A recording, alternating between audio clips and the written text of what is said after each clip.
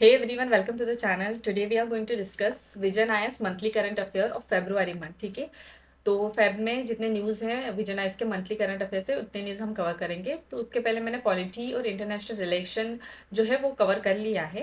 And इस video में ना हमारा एंटायरली फोकस इकोनॉमी सेक्शन से रहेगा. उसके साथ साथ जो जनवरी मंथ का करंट अफेयर है ना वो भी मैंने कवर कर लिया है, तो मैं लिंक डिस्क्रिप्शन में दे दूंगी. So you can refer the month January month current affair. So let's begin our today's discussion with the news from economy section. ठीक है, तो सबसे पहला न्यूज़ है related to mutual credit guaranteed scheme. तो देखो सिंपल लैंग्वेज में अगर बताओ तो क्रेडिट गारंटीड स्कीम क्या होती है. अगर हमने मतलब किसी ने लोन लिया है तो अगर वो आगे जाके लोन नहीं चुका पाता है तो एक्स एंटिटी खड़ी है पीछे कि ठीक है भाई आप, मैं गारंटी लेता हूँ, ये आप इसको लोन दे सकते हो. अगर इसने लोन नहीं पे किया तो मैं गारंटी से आपका जो लोन है XYZ मैं पे कर लूँगा. ठीक है, तो ये होता है क्रेडिट की गारंटी लेना किसी की. ठीक है, in a credit guaranteed scheme. तो अभी रिसेंटली क्या हुआ है, एक गवर्नमेंट ने एक म्यूचुअली क्रेडिट गारंटीड स्कीम करके लॉन्च किया है. और इसका मेन मोटिव रहेगा कि वो स्ट्रेंथन करेगा MSME सेक्टर को. ठीक है, पर्टिकुलरली मैन्युफैक्चरिंग सेक्टर. ठीक है, बजट में इसको अनाउंस किया गया है. अभी इसके की फीचर्स देखे जाए तो सबसे पहले देखो गारंटीड कवरेज. अभी देखो यहाँ पे है कि देखो मैंने जैसे बोला कि एक एंटिटी बैक में खड़ी रहेंगी कि ठीक है बाबा अपन X पर्सन को आप लोन दे दो. ठीक है, पर यहाँ पे क्वेश्चन आता है कि क्या क्या ये 100% लोन चुकाएगा. तो नहीं, ये 100% लोन नहीं चुकाएगा. अगर X पर्सन मुकर जाता है लोन देने से तो अराउंड 60% का गारंटीड कवरेज दिया जाएगा. और ये गवर्नमेंट के एक एंटिटी थ्रू दिया जाएगा जो national credit guarantee trust company limited. ठीक है, ये एक डिपार्टमेंट ऑफ फाइनेंस सर्विसेज के अंडर में एक ओन कंपनी है. ठीक है, इनके थ्रू जो है ये कवरेज जो भी गारंटीड कवरेज ना इनके थ्रू प्रोवाइड किया जाएंगे. ठीक है, ये कंपनी लिमिटेड के थ्रू.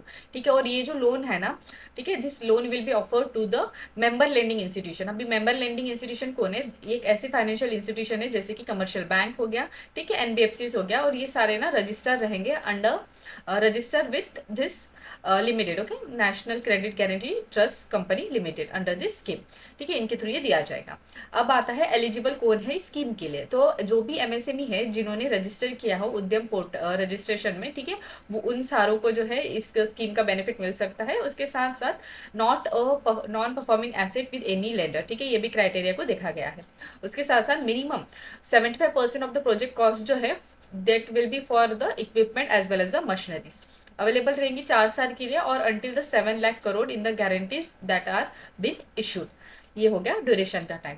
और यहाँ पे रीपेमेंट के लिए भी कुछ क्राइटेरिया दिया है. ठीक है, लोन अप टू 50 करोड़ तक अगर कोई MSME लोन लेती है तो उनका रीपेमेंट पीरियड दिया है अप टू 8 ईयर. और उसके साथ साथ कुछ साल का मॉनिटरियम पीरियड भी दिया है. अगर आप अगर 8 साल के बाद कुछ नहीं चुका पाओगे तो आपको एटलीस्ट 2 साल का जो है मॉनिटरियम पीरियड दिया गया है ऑन अ प्रिंसिपल इंस्टॉलमेंट. और उसके साथ अगर आपका अमाउंट अबाउ 50 करोड़ है देन जो भी लॉन्गर रिपेमेंट शेड्यूल रहेंगे एंड मॉरेटोरियम वो कंसिडर किया जाएगा. ठीक है, ये वाला पॉइंट हो गया. तो ये होगी हमारी mutual guaranteed credit guaranteed scheme के बारे में.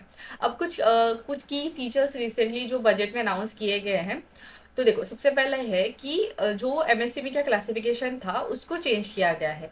ठीक है, तो जैसे आप यहाँ पे देख सकते हो इन्वेस्टमेंट और टर्नओवर में जो है क्राइटेरिया चेंज हुआ है. अभी करंटली ना माइक्रो एंटरप्राइज में 1 करोड़ का जो टर्नओवर था, ठीक है, सॉरी 1 करोड़ का इन्वेस्टमेंट को कंसीडर किया जाता था, then it was micro enterprise, पर उसको रिवाइज करके 2.5 कर दिया गया है. ठीक है, यहाँ पे स्मॉल एंटरप्राइज था 10, देन इट बिकेम 25. ठीक है, दैट इज अप्रोक्स 2.5 टाइम्स जो है उसको डबल कर मतलब 2.5 से मल्टीप्लाई कर दिया है. ठीक है, तो अब ये जो है नया वाला जो क्लासिफिकेशन है उसको एक बार याद कर लेना. ठीक है, आपने पुराना वाला तो सबने याद किया ही होगा. ठीक है, ये क्राइटेरिया तो अभी बस उसको 2.5 से जो है टाइम मोर कर दिया है. ठीक है, और ये इन्वेस्टमेंट में किया है एंड टर्नओवर में जो है अप्रोक्स जो है ट्वाइस किया है. ठीक है, ट्वाइस द टर्नओवर लिमिट. ठीक है, तो ये वाला देख लो इंटू 2 एंड इंटू 2.5. तो ये हो गया रिवाइज क्लासिफिकेशन के बारे में. अभी नेक्स्ट पॉइंट है कि इनहांस क्रेडिट अवेलेबिलिटी. ठीक है, तो credit guarantee cover will be enhance. ठीक है, कुछ क्रेडिट गारंटी कवर को भी इन्हांस किया है माइक्रो एंड स्मॉल एंटरप्राइज के लिए फ्रॉम 5 करोड़ टू 10 करोड़ किया है. And lending to the additional credit देखा जाए तो up to 1.5 lakh crore in the next 5 year. उसके साथ स्टार्टअप के लिए भी जो है अमाउंट को इंक्रीज कर दिया गया है. And also for well run export MSME उनके लिए भी जो है loan up to 20 crore increase किया है. ठीक है, और उसके बाद है कस्टमाइज क्रेडिट गारंटेड स्कीम. तो यहाँ पे ना it will provide around 5 5 lakh in credit to the micro enterprise जो रजिस्टर होगी उद्यम पोर्टल पे, ठीक है। And new fund of funds, ठीक है, इसमें ना with 10,000 crore will be establish to expand the supporting startup, ठीक है। सपोर्टिंग स्टार्टअप के लिए भी जो है ऐसा एक नया इनिशिएटिव लाया है बजट में। उसके बाद है एक स्कीम है for 5 lakh first time womens schedule caste schedule type entrepreneurs, ठीक है, उनको लोन प्रोवाइड किया जाएगा up to 2 crore over a 5 year time period, ठीक है।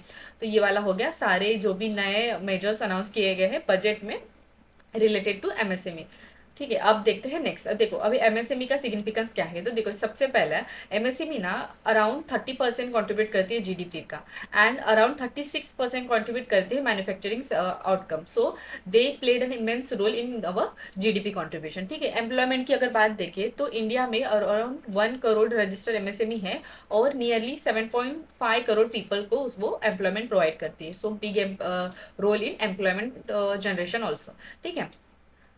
और बाद में है फॉरेन करेंसी। अभी फॉरेन करेंसी में around approx 45% of Indian total export को कंट्रीब्यूट करती है। एंड अगर और बातें देखी जाए तो रूरल सेक्टर में yes they played an huge role, around 50% of total MSME rural sector में है, देन ऑब्वियसली 45% जो है टोटल एम्प्लॉयमेंट को वहाँ पे कंट्रीब्यूट करती है।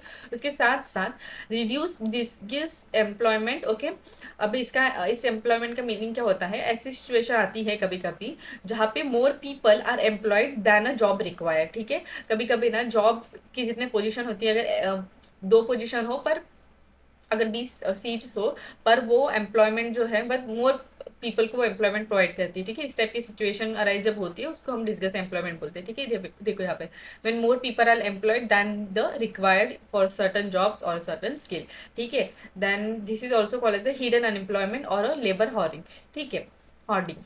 अब ये वाला पॉइंट हो गया एक। अब चैलेंजेस देखते हैं एमएसएमई की सेक्टर में। सबसे पहला है कि देखो फाइनेंशियल चैलेंज आते हैं काफ़ी बार, क्योंकि इनफॉर्मल नेचर ऑफ वर्क होने के कारण या इनफॉर्मल नेचर बोल सकते हैं एमएसएमई के वर्क को मोस्ट ऑफ द टाइम। तो उसकी वजह से ना उनको काफ़ी बार क्रेडिट या लोन मिलने के लिए ना डिफिकल्टीज होती है, क्योंकि उनके पास सबसे पहले तो इन्फॉर्मेशन नहीं होती है। काफ़ी बार इन्फॉर्मेशन होती है तो कोलेटरल कोई देना नहीं चाहती है, उनके पास कोलेटरल भी नहीं होता है, ठीक है, क्या चीज़ गिरवी रख सकते हैं वो भी नहीं होता है। और कभी कभी तो काफ़ी बार लोन्स उनको जो एंटिटी होती है वो लोन भी प्रोवाइड नहीं करना चाहती, क्योंकि ऐसा होता है कि वो लोन नहीं चुका पाएंगी तो हमारा पैसा कौन भरेगा, इस टाइप का जो है मेंटेलिटी होती है। तो most of the time entity भी उनको प्रॉपरली जो है लोन नहीं देना चाहती रहती। और बाद में इंफ्रास्ट्रक्चर बोटलनेक, देखो poor road condition, power electricity नहीं होती, डिजिटल इंफ्रास्ट्रक्चर की तो बात ही बहुत दूर होती है, ठीक है।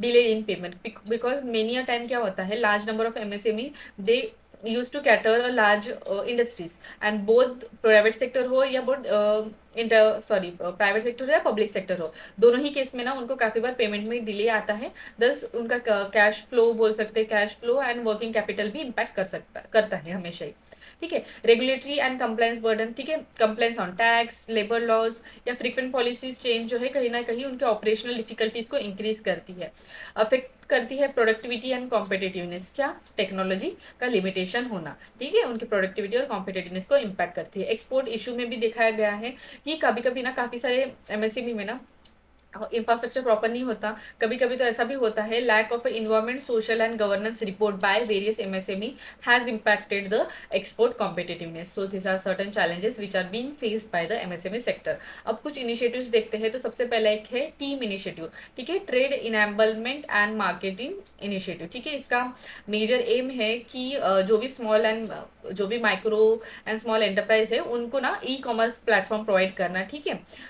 ये होता है इस स्कीम के अंडर। सेकंड है पीएम विश्वकर्मा, ठीक है, इसमें ना प्रोवाइड किया जाता है एंड टू एंड सपोर्ट जो भी आर्टिजन होते हैं या क्राफ्ट पर्सन होते हैं of around 18 trade who work by their hand as well as a tools, ठीक है।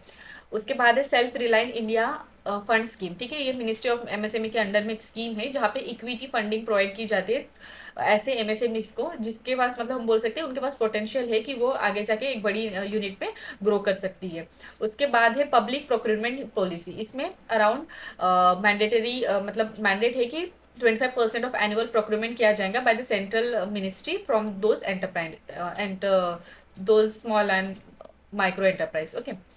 रैम्प स्कीम, ठीक है, ये ना एक स्कीम है जो mainly world bank through support की गई है एंड ये सेंट्रल सेक्टर स्कीम है जिसका मेन एम है कि वो इम्प्रूव कर पाए access of MSME to the market, finance as well as a technological upgradation. ठीक है, ये तीन सबको कवर करती है। देखो फाइनेंस भी आ गया, मार्केट भी आ गया एंड टेक्नोलॉजी भी आ गया। ठीक है, जो यहाँ पे सेपरेट सेपरेट उसको स्कीम है, ये तो तीनों में भी, तीनों को भी जो है फायदा करती है। उसके बाद ये उद्यम असिस्टेंट प्लेटफॉर्म, ठीक है, इसको लॉन्च किया गया था to bring informal micro enterprise under the formal ambit. ठीक है, और उसके साथ साथ उनको एक जो है प्रायोरिटी सेक्टर लेंडिंग का भी जो है बेनिफिट मिल पाए, इसके लिए इसको लॉन्च किया गया था। ठीक है, उसमें है, उसके बाद है national institution for micro small and medium enterprise. तो इसमें for enterprise promotion as well as entrepreneurship development के लिए इसको स्टार्ट किया है। ठीक है, this are certain initiatives related to MSME. अभी वे फॉरवर्ड क्या है, तो सबसे पहले देखो पॉलिसी सपोर्ट, प्रॉपर जो है गवर्नमेंट ना एक सपोर्टिव इंफ्रास्ट्रक्चर लाए। ठीक है, सपोर्टिव मैकेनिज्म लाए through their government policy, and जो भी स्पेसिफिक नीड है एमएसएमई को उसको सॉल्व करे। ठीक है, इंक्लूडिंग टैक्स इंसेंटिव। उसके साथ साथ है जो क्रेडिट गैप फील जो है फील करना चाहिए, क्योंकि काफ़ी बार ना, जैसे मैंने अभी कहा था चैलेंजेस डिस्कस करते वक्त, काफ़ी बार जो एंटिटी है वो क्रेडिट देना भी नहीं चाहती है। ठीक है, लोन देना नहीं चाहती एमएसएमई को, कि क्यों वो ना आगे जाके लोन ना पे करे, ऐसा टाइप का उनके पास कंडीशन होती है, और उनके पास कोलैटरल भी कम होता है। ठीक है, तो दैट्स वाई क्रेडिट जो गैप है, ठीक है, उसको फिल करना चाहिए। अभी जो ये स्कीम है उन्होंने लॉन्च की हुई, जो भी हमने डिस्कस किया है म्यूचुअल क्रेडिट गारंटी स्कीम, उस टाइप की स्कीम जो है हमेशा ही लाते रहनी चाहिए। ठीक है, उसके साथ साथ यहाँ पे है टेक्नोलॉजिकल एडॉप्शन एंड डिजिटलाइजेशन। देखो एडॉप्शन ऑफ इंडस्ट्री 4.0 जो है वो उसको इंकरेज करना चाहिए, उसके साथ साथ डिजिटल लिटरेसी भी प्रमोट करना चाहिए। And yes, promoting the e-commerce platform or linking MSME with the e-commerce platform is also one of the better step. Market access and expansion, ठीक है, फेयर ट्रेड एंड एग्जीबिशन जो है को promote करना चाहिए, उसके साथ साथ एक्सपोर्ट को भी प्रमोट करना चाहिए। B2B जो है नेटवर्किंग प्लेटफॉर्म में भी जो है एमएसएमई पे मतलब बढ़ावा देना चाहिए। उसके साथ साथ सिंप्लीफाई करना चाहिए रेगुलेटरी फ्रेमवर्क को, इंटीग्रेट करना चाहिए एमएसएमई को with a global value chain, okay, so that they can grow and make a better result. Okay, and next one is a promoting the formation of a MSME cluster. ठीक है, MSME cluster को जो है formation करने के लिए काफ़ी जो है ट्रेनिंग शेयरिंग हो गया, या कलेक्टिव बार्गेनिंग पावर को ग्रो करने के लिए उनको जो है एक क्लस्टर फॉर्म में लाना भी एक बोल सकते हैं वे फॉरवर्ड रह सकता है। उसके बाद हम देखते हैं नेक्स्ट न्यूज़। ठीक है, and next news is related to national critical mineral mission. तो यूनियन कैबिनेट ने इसको रिसेंटली में लॉन्च किया है, इसको बजट में लॉन्च हुआ। ठीक है, फ्रॉम 2024-2025 इस्टेब्लिशमेंट, मतलब उसको इस बजट में अनाउंस किया गया था एंड रिसेंटली इसको लॉन्च कर दिया है। ठीक है, की ऑब्जेक्टिव देखा जाए नाम से मुझे समझ में आ रहा है। ठीक है, it main aim to secure India's critical mineral supply chain by ensure करना एक mineral availability for domestic as well as for the foreign sources, sorry from domestic as well as a foreign sources. ठीक है, इसका coverage अगर देखा जाए तो ये ना सारे स्टेजेस को देखेगी। ठीक है, of all the value chain including mineral exploration, mining, beneficiation and processing and the recovery. ठीक है, एंड टू एंड सारा जो है इसको कवर, इसमें एंड टू एंड सारा कवर किया जाएगा इसमें। ठीक है, कुछ की फीचर्स हैं, देखो सबसे पहला है कि यहाँ पे फाइनेंशियल इंसेंटिव दिया जाएगा for the critical mineral exploration and promote किया जाएगा recovery of this mineral from overburden and tailing. उसके साथ साथ इसका मेन एम है कि वो क्रिएट करे एक fast track regulatory approval process. ठीक है, जो सो दैट ये माइनिंग प्रोसेस या माइनिंग प्रोजेक्ट जो है फास्टली हो पाए। इंडिया के जो पीएसयूज है उसके साथ साथ प्राइवेट सेक्टर कंपनी है उनको इंकरेज करे कि ये जो है एक्वायर कर पाए critical mineral asset from abroad. And next one is propose करना, it propose development of a stockpile of a critical minerals in the country. ठीक है, इंडिया में ही जो है उसका स्टॉक पिलिंग करना, ये वाला भी उनका एक मेजर एम है इसका। Next is mining in offshore areas, ये वाला पॉइंट आ गया। ठीक है, इस तरीके से इसके स्कीम के या इस प्रोग्राम के मेन फीचर्स है। उसके बाद एक गवर्नमेंट फ्रेमवर्क क्या है, तो कि ये जो एक्टिविटीज़ रहेंगी जो भी इस मिशन में रहेगी वो सारा कोऑर्डिनेट किया जाएगा by the empowered committee on critical mineral, ministry of mine के अंडर में आएगा। ठीक है, कुछ कंपोनेंट यहाँ पे दिए गए हैं। ठीक है, इंक्रीज करना डोमेस्टिक क्रिटिकल मिनरल्स को, acquisition of this minerals, recycling, trade, marketing, scientific research as well as a technological advancement, human resource development and effective funding वगैरह डेवलप करना, फाइनेंस जो है उस फील्ड में भी। ठीक है, फाइनेंस के के पॉइंट ऑफ व्यू से भी। So this are certain component. अभी मिशन का आउटपुट टारगेट देखा जाए तो इस टाइम पीरियड में है, ठीक है। Domestic critical mineral exploration around 1200 projects है। उसके बाद फॉरेन क्रिटिकल मिनरल माइंस देखा जाए तो 50 है। मिनरल स्टॉक्स पाइलिंग देखा जाए तो 5, एंड देन प्रोसेसिंग पार्क 4 बनाए जाएंगे और सेंटर ऑफ एक्सीलेंस 3, ठीक है। दिस आर सम की मिशन के आउटपुट मतलब आउटपुट टारगेट जो उन्होंने रखे हैं। अब देखते हैं यहाँ पे, mission will follow whole of a government approach, ठीक है, which means it will work closely with the relevant ministries, PSU, private companies and the research institution to achieve this objective. Okay, this is the part. अब देखते हैं critical minerals के बारे में। तो critical minerals ना मेनली ऐसे minerals होते हैं जो इसेंशियल होते हैं for the economic development and national security for any country, ठीक है। पर क्या होता है, काफ़ी बार लैक ऑफ अवेलेबिलिटी होती है या कभी कभी उनका जो कंसंट्रेशन होता है इस एरिया में होता है जहाँ पे एक्सप्लोरेशन काफ़ी ज़्यादा डिफिकल्ट होता है, या कभी कभी तो काफ़ी कम जगह पे वो लोकेटेड होती है। So mainly economic importance plus supply risk is equals to the critical minerals, ठीक है। इंडिया में अराउंड लिस्ट देखी जाए तो 30 क्रिटिकल मिनरल्स है, जहाँ पे ये सारे हैं bituminous, cobalt, copper, phosphorus, potash, rare earth mineral elements and silicon, tin, titanium etcetera. Okay, this are certain critical mineral जो इंडिया में पाए जाते हैं, ठीक है। इंडिया जो है हेविली ना अभी फिलहाल तो हेविली बाहर से ही इंपोर्ट कर रही है, ठीक है, heavily reliance on the import of those critical minerals. अब देखा जाए क्रिटिकल मिनरल्स का सिग्निफिकेंस, ठीक है, तो इन्वायरमेंट पॉइंट ऑफ व्यू से, ठीक है, बिकॉज दिस सर्टन मिनरल्स जो है काफ़ी ज़्यादा इंपॉर्टेंट हो जाते हैं रिन्यूएबल सेक्टर में, ठीक है, जैसे कि सोलर पैनल बनाना, विंड टर्बाइंस वगैरह, ठीक है, also semiconductor, thus they become crucial and they also played an huge role for the battery energy storage system, ठीक है, इसमें भी। उसके बाद है national security point of view से, because essential for the defence sector, क्योंकि कुछ मिसाइल्स वगैरह बनाने के लिए या कुछ एरोस्पेस या कम्युनिकेशन टेक्नोलॉजी बनाने के लिए भी इसका यूज़ किया जाता है। इलेक्ट्रॉनिक्स एंड इकोनॉमिक सेक्टर्स में भी, ठीक है, shift of e vehicle, thus lithium ion battery become important, semiconductor chip वगैरह बनाना because computers, smartphone and communication devices बनाने के लिए इसेंशियल हो जाता है। Thus they played an crucial role और they has very significant role in economic sector, national security sector as well as economic environmental sector, ठीक है। अब देखते हैं कुछ रोड ब्लॉक जो इंडिया में है related to the critical mineral security. तो सबसे पहला है कि लिमिटेड डोमेस्टिक रिजर्व, ठीक है, इंडिया में काफ़ी ज़्यादा उसके रिजर्व नहीं है, ठीक है, और कुछ रिजर्व है जहाँ पे माइनिंग जो है प्रॉपरली पॉसिबल नहीं है, ठीक है, जैसे यहाँ पे भी है चैलेंजेस इन एक्सप्लोरेशन, ठीक है, क्योंकि हाई रिस्क इन्वेस्टमेंट है इन exploring and advancing mining technology, ठीक है। यहाँ पे जैसे एग्जाम्पल दिया है अराउंड 5.9 मिलियन टन जो है lithium deposited in Jammu and Kashmir, but उसको एक्सप्लोर करना थोड़ा ज़्यादा डिफिकल्ट है। उसके बाद है सप्लाई चेन डिस्ट्रप्शन। काफ़ी बार ऐसा होता है प्रोडक्शन एंड प्रोसेसिंग जो है of many critical mineral are वो ना कहीं जोग्राफिकली कंसनट्रेटेड एरिया में होते हैं, ठीक है, कुछ एरिया में होने की वजह से ना वहाँ पे प्रॉपर जो है ग्लोबली सप्लाई करना, ठीक है, या making them globally supply become vulnerable and कुछ सर्टन लिमिट तक ना वो थोड़ा रिस्की भी होता है। That's why there is a matter of a supply chain disruption. उसके साथ साथ अगर देखा जाए तो चाइना जो है वो कंट्रोल करती है around 60% of rare earth production and around 60% of a critical mine production and around 80% of a processing world wide.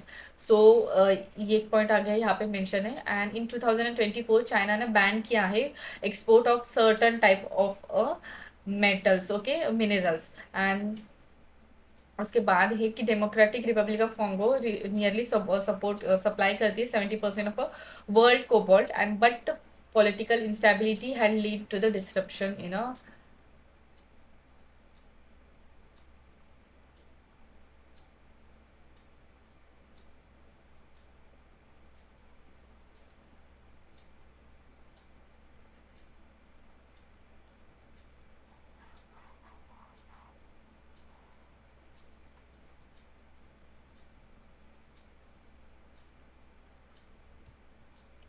उसके बाद है सप्लाई चेन डिस्ट्रप्शन। तो क्या है ये ना क्रिटिकल मिनरल ना काफ़ी बार ना काफ़ी कम कंट्रीज में दिखाई देते हैं, जैसे यहाँ पे मेंशन है, जैसे कि चाइना 60% ऑफ रेयर मिनरल्स है, 60% ऑफ क्रिटिकल मिनरल का प्रोडक्शन है, 80% ऑफ प्रोसेसिंग वर्ल्ड वाइड है। तो अभी ना चाइना ने क्या किया, कुछ जो है मिनरल्स का बैन कर दिया है फॉर देयर एक्सपोर्ट, ठीक है। उसके साथ साथ democratic republic of Congo 70% of cobalt जो है वो सप्लाई करते हैं वर्ल्ड में, बट पॉलिटिकल इंस्टेबिलिटी की वजह से ना उन्होंने भी जो है वहाँ पे हम बोल सकते हैं सप्लाई चेन में प्रॉब्लम आ गया है। दस वी कैन सी दैट काफ़ी बार ऐसा होता है कि क्रिटिकल मिनरल सेक्टर में, ठीक है, बाकी कंट्रियों से एक्सपोर्ट करना थोड़ा डिफिकल्ट हो जाता है just because of this supply chain disruption arise. Okay, और ये एक हो गया, ठीक है। उसके बाद है एनवायरमेंटल कंसर्न। देखो, mining and processing of critical mineral काफ़ी बार ना इम्पैक्ट कर सकते हैं एनवायरमेंटल पॉइंट ऑफ व्यू से, बिकॉज लोकल पॉपुलेशन का जो है प्रोटेस्ट, उसके साथ साथ जो है काफ़ी बार ना लोगों को शिफ्ट करना पड़ता है, ठीक है, माइनिंग ग्राउंड से, ठीक है। अगर माइनिंग एक एरिया में हो रही है और वहाँ पे जो है लोग स्टे कर रहे हो, तो लोगों का शिफ्टिंग वाला भी प्रॉब्लम आ जाता है, ठीक है, डिस्प्लेसमेंट ऑफ द पीपल, इस टाइप के जो इश्यूज आ जाते हैं। And yes, local people use to means protest against such mining and all, so this are certain point. Okay, और उसके बाद है इनएडुकेट रिसाइकलिंग इंफ्रास्ट्रक्चर, ठीक है। रिसाइकलिंग में अराउंड मतलब काफ़ी बार ऐसा हो जाता है, recycling of critical waste from e waste is under develop and काफ़ी बार अनऑर्गेनाइज होता है एंड इनसफिशियंट होता है, ठीक है, इनइफेक्टिव होता है। So this are certain point. And yes, मैंने शायद ये पॉइंट मिस कर दिया था, अराउंड 54% ऑफ क्रिटिकल मिनरल्स ना इंडिजिनियस पीपल के हाथों में है, ठीक है। एंड दस वही प्रोटेस्ट वाला लोकल पॉपुलेशन वाला पॉइंट आ जाता है। And moving to the next point, that is कुछ और इनिशिएटिव्स जो लिए गए हैं फॉर द क्रिटिकल मिनरल्स। सबसे पहले है पॉलिसीज एंड रेगुलेटरी फ्रेमवर्क करके देखा जाए तो mines and minerals development and regulation amendment act 2023, ठीक है, जहाँ पे मेंशन किया है कि it enables exploring and mining of a critical mineral. उसके बाद 2019 की एक नेशनल मिनरल पॉलिसी है जो मेनली प्रमोट करती है सस्टेनेबल माइनिंग और एक्सप्लोरेशन ऑफ क्रिटिकल मिनरल्स को। Elimination of a custom duties on majority of a critical mineral, जो इस यूनियन बजट 2024-2025 में अनाउंस किया गया था। ये हो गया पॉलिसीज और रेगुलेटरी फ्रेमवर्क। अब देखते हैं next, exploration and domestic production के पॉइंट ऑफ व्यू से। तो जियोलॉजिकल सर्वे ऑफ इंडिया है जो मेनली ढूंढती है, ठीक है, एक्सप्लोर करती है कहाँ कहाँ क्रिटिकल मिनरल्स है। उसके बाद है lithium reserve discovery, significant lithium deposit जो है रिसेंटली मिले हैं वैसे जम्मू एंड कश्मीर में, ठीक है। और उसके बाद है स्ट्रेटेजिक मिनरल रिजर्व भी है जो जिसका मेन एम है, ठीक है, they are planning to establish reserve for the critical mineral, जैसे कि लिथियम हो गया और कोबाल्ट हो गया।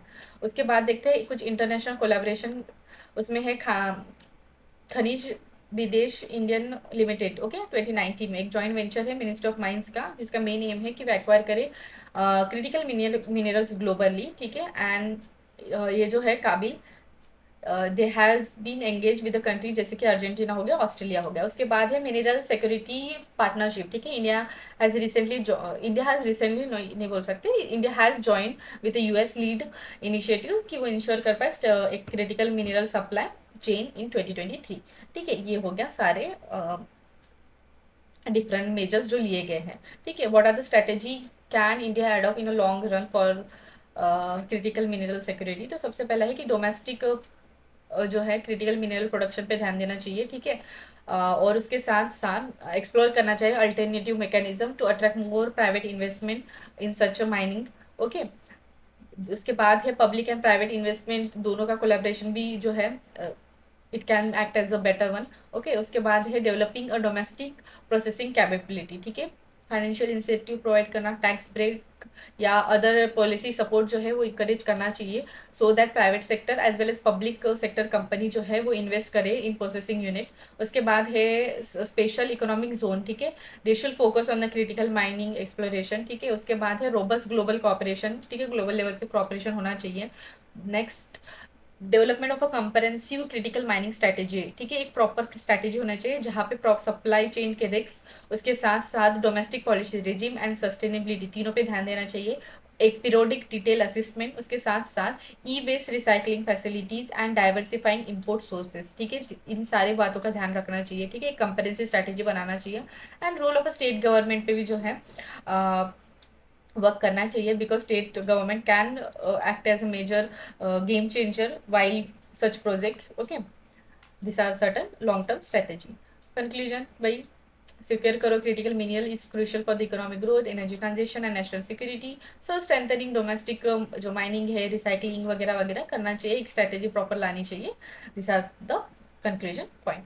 अब देखते हैं मेजर एंड माइनर मिनरल्स। तो रिसेंटली मिनिस्ट्री ऑफ माइंस ने they has recycle this mineral, ठीक है, from a minor minerals to the major mineral, ठीक है। उन्होंने इन मिनरल्स को जो है माइनर मिनरल से मेजर मिनरल के कैटेगरी में रिक्लासीफाई किया है। तो देखो, और न्यूज़ में क्यों था, this move has been recently approve कर दिया गया है by the national critical mineral mission by the union cabinet. And reset classification जो होता है, they are mainly based on the recommendation जो एक इंटरनल मिनिस्ट्रियल कंपनी जो डॉक्टर वीके सरावत इनके अंडर में थी, उन्होंने जो है रिकमेंड किया है। अभी रीजन क्या है रिक्लासिफिकेशन का, तो देखो ये जो डिसीजन होता है ना while of shifting the mineral from major minor to mineral, ठीक है, it is mainly based on the allocation with the critical mineral and उनका इंपॉर्टेंस क्या है in high tech technology. And critical mineral mainly वो mineral होते हैं they are which are essential for economic development, national security, okay, ministry of mind के definition के according, okay. उसके बाद है ये जो, और ये जो क्वाजाइट फेल्सपैर माइका जो है they are found in a pegmatite rock, ठीक है। और ये जो है ना rock it is also they also contain other essential critical mineral जैसे कि ये सारे, ठीक है, लिथियम वगैरह आ गया, नियोबियम वगैरह, ठीक है। सो ये सेम रॉक में मिलने की वजह से भी बोला जा रहा है कि इनको जो है they should be added in a major minerals, okay. उसके बाद यहाँ पे उनका सिग्निफिकेंस दिया है battery and its industrial significance. तो ये जो है mainly it is concentrated and vein filling, ठीक है, in the limestone and dolostone and alongside other ores जैसे कि एंटोनोमी हो गया, cobalt, copper, lead, manganese and silver, ठीक है। एंड इसेंशियली इंडस्ट्रियल एप्लीकेशन जैसे कि oil and gas drilling, electronics items हो गए, टीवी स्क्रीन, रबर ग्लासेस वगैरह में जो है इसका यूज़ किया जाता है। एंड कुछ की बेनिफिट दिखा जाए अगर रिक्लासीफाई करने का, ठीक है, जैसे ये पहले थे सारे, देखो यहाँ पे नाम है, ये सारे थे माइनर और उसको भी मेजर में किया है, तो भी इनका फायदा क्या होगा, तो देखो सबसे पहला है कि इन्हांस करेगा exploration and a scientific mining, ठीक है। क्रिटिकल मिनरल जैसे कि लिथियम वगैरह हो गया, ठीक है, they will now be systematically extracted and documented, ठीक है। उसके साथ साथ support from energy transition and technology, ठीक है, they will aid by a clean energy, electronics, aerospace as well as other healthcare sector etc, ठीक है। उसके बाद है strong industrial application, next extended lease and a better regulation हो पाएगा, ठीक है, रिक्लासीफाई करने के ये बेनिफिट्स रहेंगे। अब मेजर और माइनर मिनरल्स क्या है, देखो मिनरल्स मेनली एक नेचुरली ऑब्टेन सब्सटेंसेस है ऑफ ऑर्गेनिक और inorganic in origin and they have some turn definite chemical and a physical property and mainly उनका जो formation होता है they we can say that they are forming the building block of a rock as well as a ore, ठीक है। under minerals and mines and mineral development and regulation act 1957 उनको classify किया जाता है।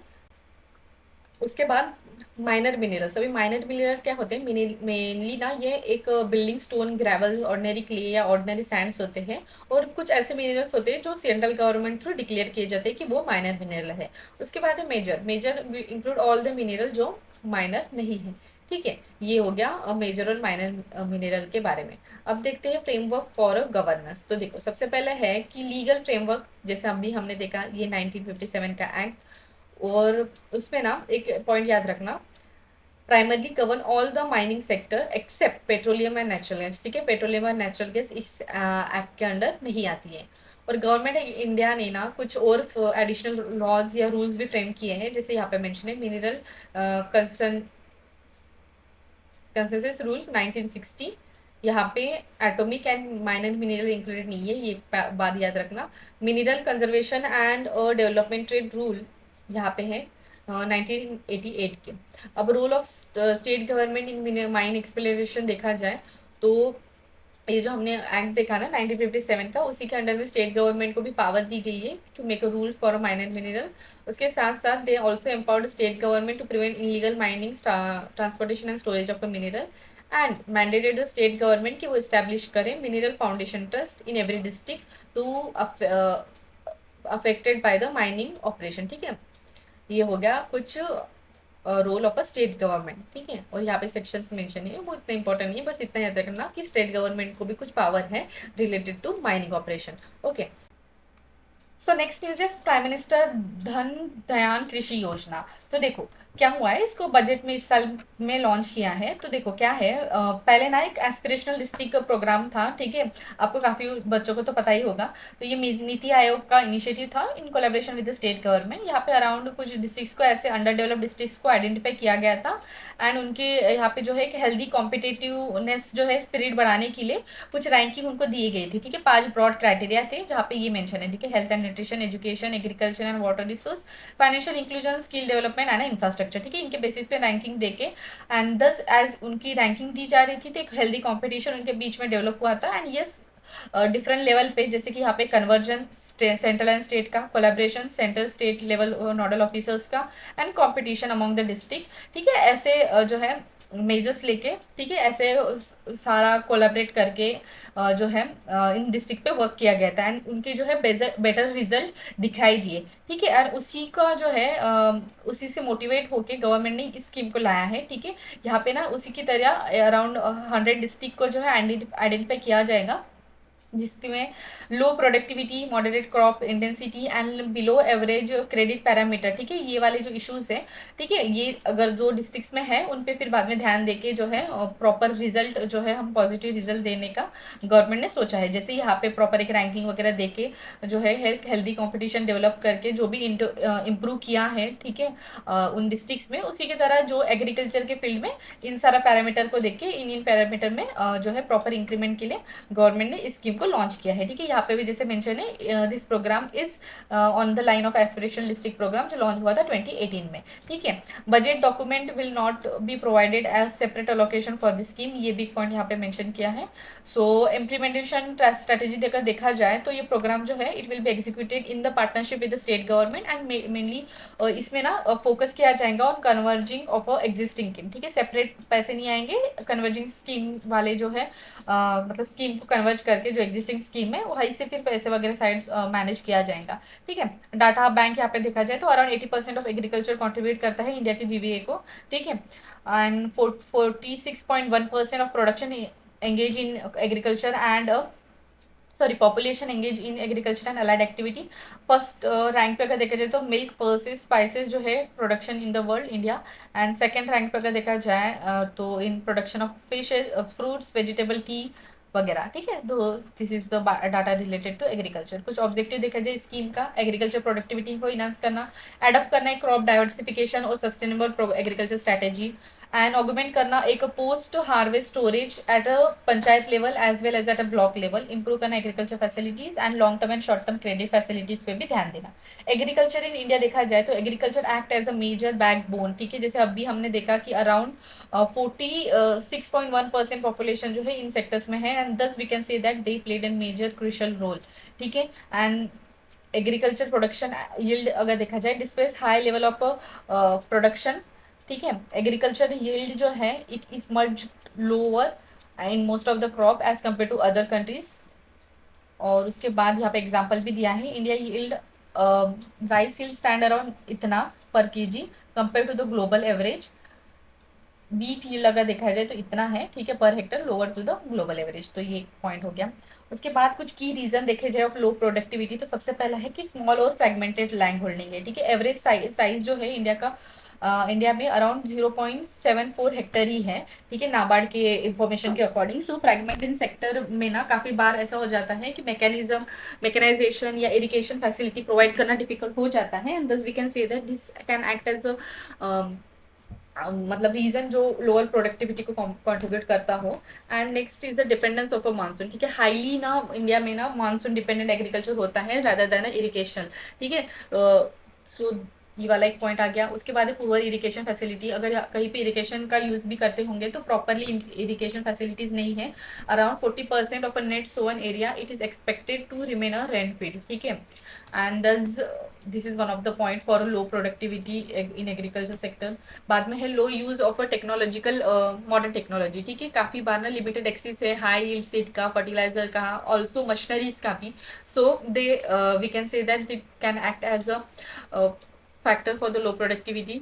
Soil degradation over use of a chemical, ठीक है। काफ़ी बार जहाँ पे केमिकल मिलता है या फैसिलिटीज़ है फर्टिलाइजर की वहाँ पे ओवर यूज भी हो रहा है। लैक ऑफ क्रेडिट काफ़ी बार दिखाई देता है स्मॉल एंड मार्जिनल फार्मर को, ठीक है। और दिस आर सर्टन पॉइंट। अब देखते हैं कुछ रीसेंट इनिशिएटिव जो लिए गए हैं to increase the productivity of agriculture. तो सबसे पहला है नेशनल फूड सिक्योरिटी मिशन, 2007 तो 2008 के टाइम पे इसको लॉन्च किया गया था। उसके बाद है प्रधानमंत्री कृषि सिंचाई योजना, ठीक है, यहाँ पे हर खेत को पानी इरिगेशन फैसिलिटी का कवरेज पे ध्यान दिया जाता है। उसके बाद है पीएम किसान, तो यहाँ पे ना सेंट्रल सेक्टर स्कीम है, अराउंड 6,000 रुपये जो है हर साल दिए जाते हैं 3 इक्वल इंस्टॉलमेंट में फार्मर को एज ए इनकम सपोर्ट करके। उसके बाद है एग्रीकल्चर इंफ्रास्ट्रक्चर फंड, ठीक है, इसका मेजर एम है, नाम से ही समझ में आता है, एग्रीकल्चर के इंफ्रास्ट्रक्चर के लिए जो है फंड दिया जा रहा है।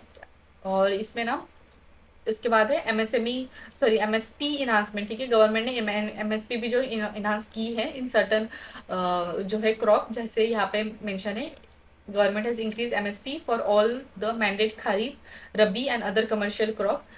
और उसके बाद है किसान क्रेडिट कार्ड स्कीम भी है, रन कर रही है गवर्नमेंट काफ़ी टाइम से। और ना ये जो किसान क्रेडिट स्कीम है ना 2019 में, उसको ना animal husbandry, dairy and fishery sector में भी एक्सपांड किया गया था, ठीक है। क्रेडिट गारंटी नाम से समझ में आता है क्रेडिट प्रोवाइड करेगी, ठीक है। प्रधानमंत्री फसल बीमा योजना, इंश्योरेंस कवर है for in case of a crop failure and also it act as a stabiliser for the farmer income. Next is a nutrition based subsidy policy, ठीक है, यहाँ पे ना पॉलिसी एक ऐसी फॉर्मुलेट की गई है कि एक balance use of a fertiliser, ठीक है, यूज किया जाए, ठीक है, बैलेंस यूज ऑफ फर्टिलाइजर को प्रमोट किया जाए। तो ये हो गया, ठीक है। अब देखते हैं नेक्स्ट, यहाँ पे एक कंक्लूजन है, you can just read it, और यहाँ पे ऐसे कुछ समझाने लायक पॉइंट नहीं होता है, ठीक है। अब देखते हैं नेक्स्ट मखाना। अभी मखाना क्या है, यूनियन बजट 25-26 में अनाउंस किया है कि एक मखाना बोर्ड जो है इन बिहार कंसिडर किया जाए उसको under the agriculture as a first engine for Indian development journey, ठीक है, इसके अंडर में। अब मोर इन न्यूज़ अगर देखा जाए, इस बोर्ड जो है इट विल बी इस्टेब्लिश कि एक प्रोडक्शन प्रोसेसिंग और जो एक वैल्यू एडिशन हो, उसके साथ साथ मार्केटिंग जो है वो इम्प्रूव हो पाए मखाना में, ठीक है। उसके साथ साथ ये जो बोर्ड रहेगा it will provide a hand holding and trading support for the makhana farmer. Budget around 100 crore को अलॉट किया है यहाँ पे। और यहाँ पे ये जो रहेगा board, it will help to streamline the operation and also help to improve the collective bargaining power of the farmer, ठीक है। उसके बाद है मखाना के बारे में अगर देखा जाए, उसको इंग्लिश में फॉक्सनट करके बोलते हैं एंड मोस्टली है ना एक्वेटिक फ्लावरिंग क्रॉप है। बॉटनिकल नेम ये है, ठीक है, एक बार पढ़ लो, मुझे उतना पढ़ने नहीं आ रहा अच्छे से, प्रोनाउंस नहीं करने आ रहा, ठीक है। और ये जो प्लांट है it is of a tropical and सब ट्रॉपिकल क्लाइमेट में ग्रो होता है। इसको ब्लैक डायमंड भी कहा जाता है due two is black outer layer. अगर देखा जाए ग्रो, तो it mainly grow in a stagnant peripheral water body, जैसे कि पॉन्ड, लैंड डिप्रेशन वगैरह, ठीक है, ऑक्सबो लेक्स उसमें ग्रो होता है। इसको ना सुपर फूड करके जो है कहा गया है। एंड प्रिफरेबल टेम्परेचर अगर देखा जाए तो around 200 degree Celsius to 250 degree Celsius. Humidity भी 50 to 90% की range. Annual rainfall 100 to 250 centimetre. Smooth loamy soil mostly इसके लिए बेनिफिट होती है। एंड मखाना जो प्लांट है they are native of a south east Asia as well as a China. Major domestic production अगर देखा जाए तो Bihar is a leading state, okay. 90% of India production of makhana जो यहीं से आता है। कुछ और स्टेट्स भी यहाँ पे मेंशन किए गए हैं। इंटरनेशनल लेवल में अगर देखा जाए तो Nepal, Bangladesh, China, Japan, Russia and Korea में भी मखाना की प्रोडक्शन होती है। और यहाँ पे कुछ और इन्फॉर्मेशन दी है। सुपर फूड क्या होता है, जैसे मैंने यहाँ पे बोला था सुपर फूड मखाना को रिकग्नाइज किया गया है। तो सुपर फूड मेनली ऐसे फ्रूट होते हैं जो रिच इन न्यूट्रिशन होते हैं, एंटीऑक्सीडेंट होते हैं, प्रोबायोटिक्स होते हैं, fibre and other health promoting component उसमें जो पाए जाते हैं, ठीक है। ये ना नॉन साइंटिफिक रिकॉग्नाइजेशन है, ठीक है, of a food rather than a marketing team. और अदर सुपर फूड देखा जाए तो जैक फ्रूट हो गया, मोरिंगा हो गया एंड टर्मरिक, गार्लिक, ठीक है, ये हो गया। और देखते हैं कुछ नेक्स्ट पॉइंट। मैनी मल्टीफेसेड मखाना, न्यूट्रिशन वैल्यू अच्छी होती है, इकोनॉमिक ऑब्वियसली फार्मर्स एक्सपोर्ट के लिए क्रूशल हो जाता है। इंडस्ट्री में भी एक हाई क्वालिटी फैब्रिक स्टार्च का यूज़। बाद में अदर यूज में लाइफ स्टॉक की feeding, religious purpose, environmental supported, ठीक है, क्योंकि वेटलैंड में इकोसिस्टम में मेनली ये ग्रो होता है। उसके बाद हेल्थ बेनिफिट भी काफ़ी है ट्रेडिशनल मेडिसिन एंड वेलनेस के पॉइंट ऑफ व्यू से, ठीक है। और कुछ अदर इनिशिएटिव मखाना रिलेटेड अगर देखा जाए तो एक national research centre for makhana establish किया गया है under the Indian council agriculture, ठीक है, 2001 में। National institute of food technology में भी जो है इस पे वर्क किया जाता है, ठीक है। वन डिस्ट्रिक्ट वन प्रोग्राम में भी जो है धरबाग एंड मुजफ्फरपुर ठीक है, from Bihar, they are recognise as a one district one product, ठीक है, मखाना उन डिस्ट्रिक्ट में देखा गया है। नेक्स्ट जीआई टैग, अभी जीआई टैग मिथिली मखाना, ठीक है, उनको जीआई टैग मिला है। तो चैलेंजेस देखा जाए तो सबसे पहला है लो प्रोडक्टिविटी, ठीक है, ट्रेडिशनल फार्मिंग मेथड्स इसको यूज किया जाता है, दस उतनी जो है यील्ड जो होती है क्रॉप की उतनी नहीं होती है। एंड उसके बाद lack of a processing infrastructure, ठीक है, एडुकेट इंफ्रास्ट्रक्चर है, प्रॉपर फूड प्रोसेसिंग यूनिट वगैरह जो है उतना नहीं है, ठीक है। उसके बाद काफ़ी बार ऐसा होता है आउटसाइड बिहार में जो है कंपनीज हैं, सो इधर से उधर लेना, एक्सपोर्ट मतलब ट्रांसपोर्ट करना भी डिफिकल्ट टास्क हो जाता है। एक्सपोर्ट बैरियर, काफ़ी बार ऐसा होता है कि स्ट्रिक्टली ग्लोबल क्वालिटीज़ को मैच नहीं कर पाती ड्यू टू सर्टन, जैसे कि फूड सेफ्टी हाइजीन सर्टिफिकेशन, ठीक है, सो लिमिटेड एक्सपोर्ट क्राइटेरिया आ जाता है। मार्केट इन इनएफिशिएंसी, ठीक है, because of absence of organise market chain, ठीक है, काफ़ी बार लो प्राइजेस में भी जो है बेचना पड़ता है, ठीक है। एंड काफ़ी बार मिडल मैन का भी इंटरफेरेंस होता है, ठीक है, मार्केटिंग में या बेचने के टाइम पे। और उसके बाद लिमिटेड अवेयरनेस है फार्मर्स को, बिकॉज फार्मर्स को ना काफ़ी बार पता नहीं चलता है कि गवर्नमेंट ने क्या क्या जो स्कीम्स लिए है या इन फाइनेंशियल इंसेंटिव प्रोवाइड करते हैं फॉर सर्टन क्रॉप प्रोडक्शन, उनको पता ही नहीं चलता है। सो उनको लैक ऑफ अवेयरनेस की वजह से भी काफ़ी बार हम बोल सकते हैं मखाना के कल्टिवेशन या लो प्रोडक्टिविटी को जो है मतलब लो प्रोडक्टिविटी होती है, ठीक है, ये वाला हो गया। अदर रीजंस भी है जैसे कि poor feed management in water bodies, better quality equipment वगैरह, ठीक है, लो कोल्ड स्टोरेज वगैरह। So this is the point. अब है मिशन फॉर कॉटन प्रोडक्शन, तो देखो इसको भी बजट में लॉन्च किया गया है। अभी मिशन फॉर कॉटन प्रोडक्शन क्या है, एक 5 ईयर मिशन है जो मेनली फैसिलिटेट करेगा improvement in productivity as well as sustainability of cotton farming and promote करेगा एक extra long staple cotton variety को। मिनिस्ट्री ऑफ टेक्सटाइल के अंडर आएगा, ठीक है, और ये मेनली अलाइन है with the 5F vision for the textile sector, ठीक है। अब ये जो मेनली ये जो मिशन रहेगा ना, इट विल मेनली एड कि वो रिड्यूस करे इम्पोर्ट डिपेंडेंसी एंड इनहांस करे global competitiveness in a textile sector. And यहाँ पे ना अराउंड 80% ऑफ कैपेसिटी जो है it is mainly driven by the MSME. अब यहाँ पे है एक स्टेपल कॉटन फाइबर क्या होता है, तो देखो स्टेपल कॉटन फाइबर, स्टेपल मतलब क्या होता है, इंडिविजुअल कॉटन फाइबर होता है and it is based on the length of a staple.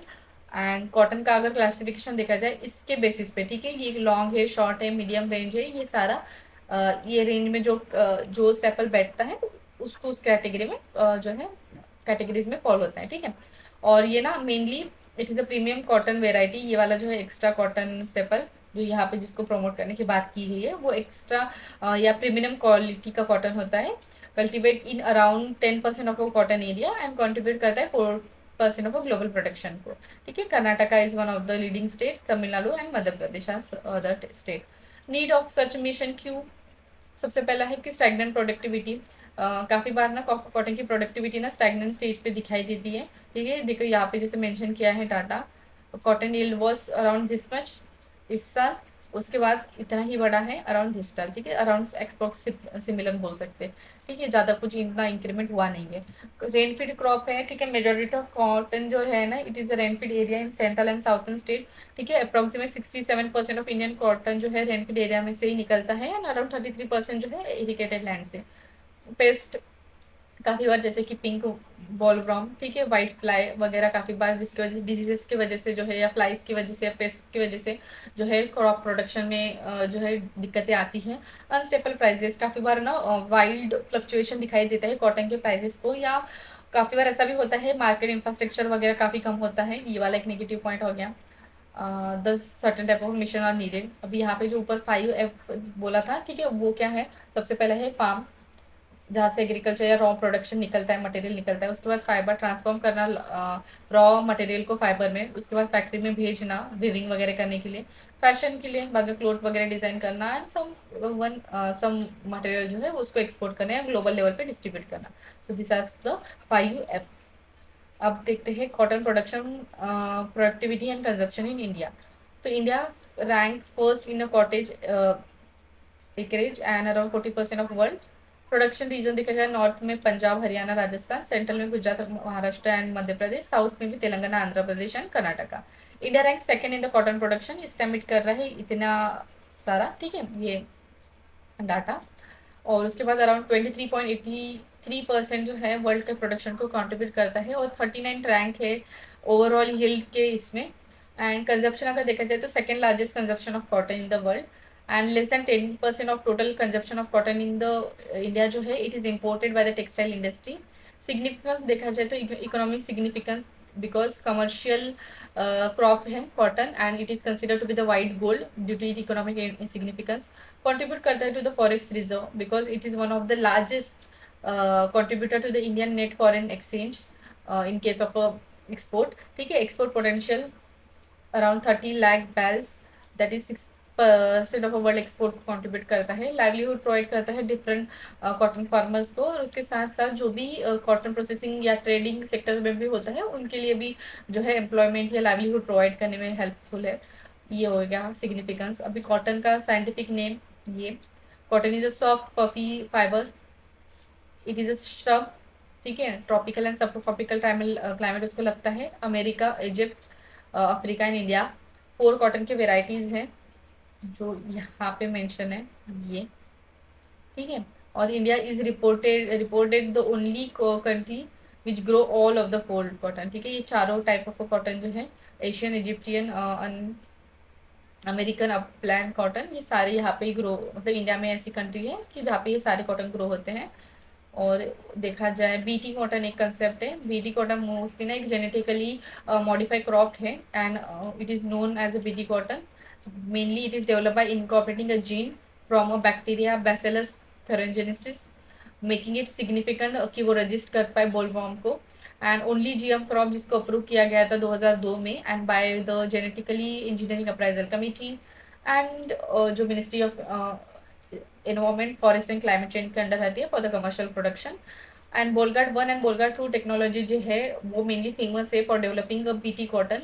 And जो CSIR है, नेशनल बॉटेनिकल रिसर्च इंस्टीट्यूट, उन्होंने भी डेवलप किया है एक वर्ल्ड का first pink bollworm resistant GM cotton.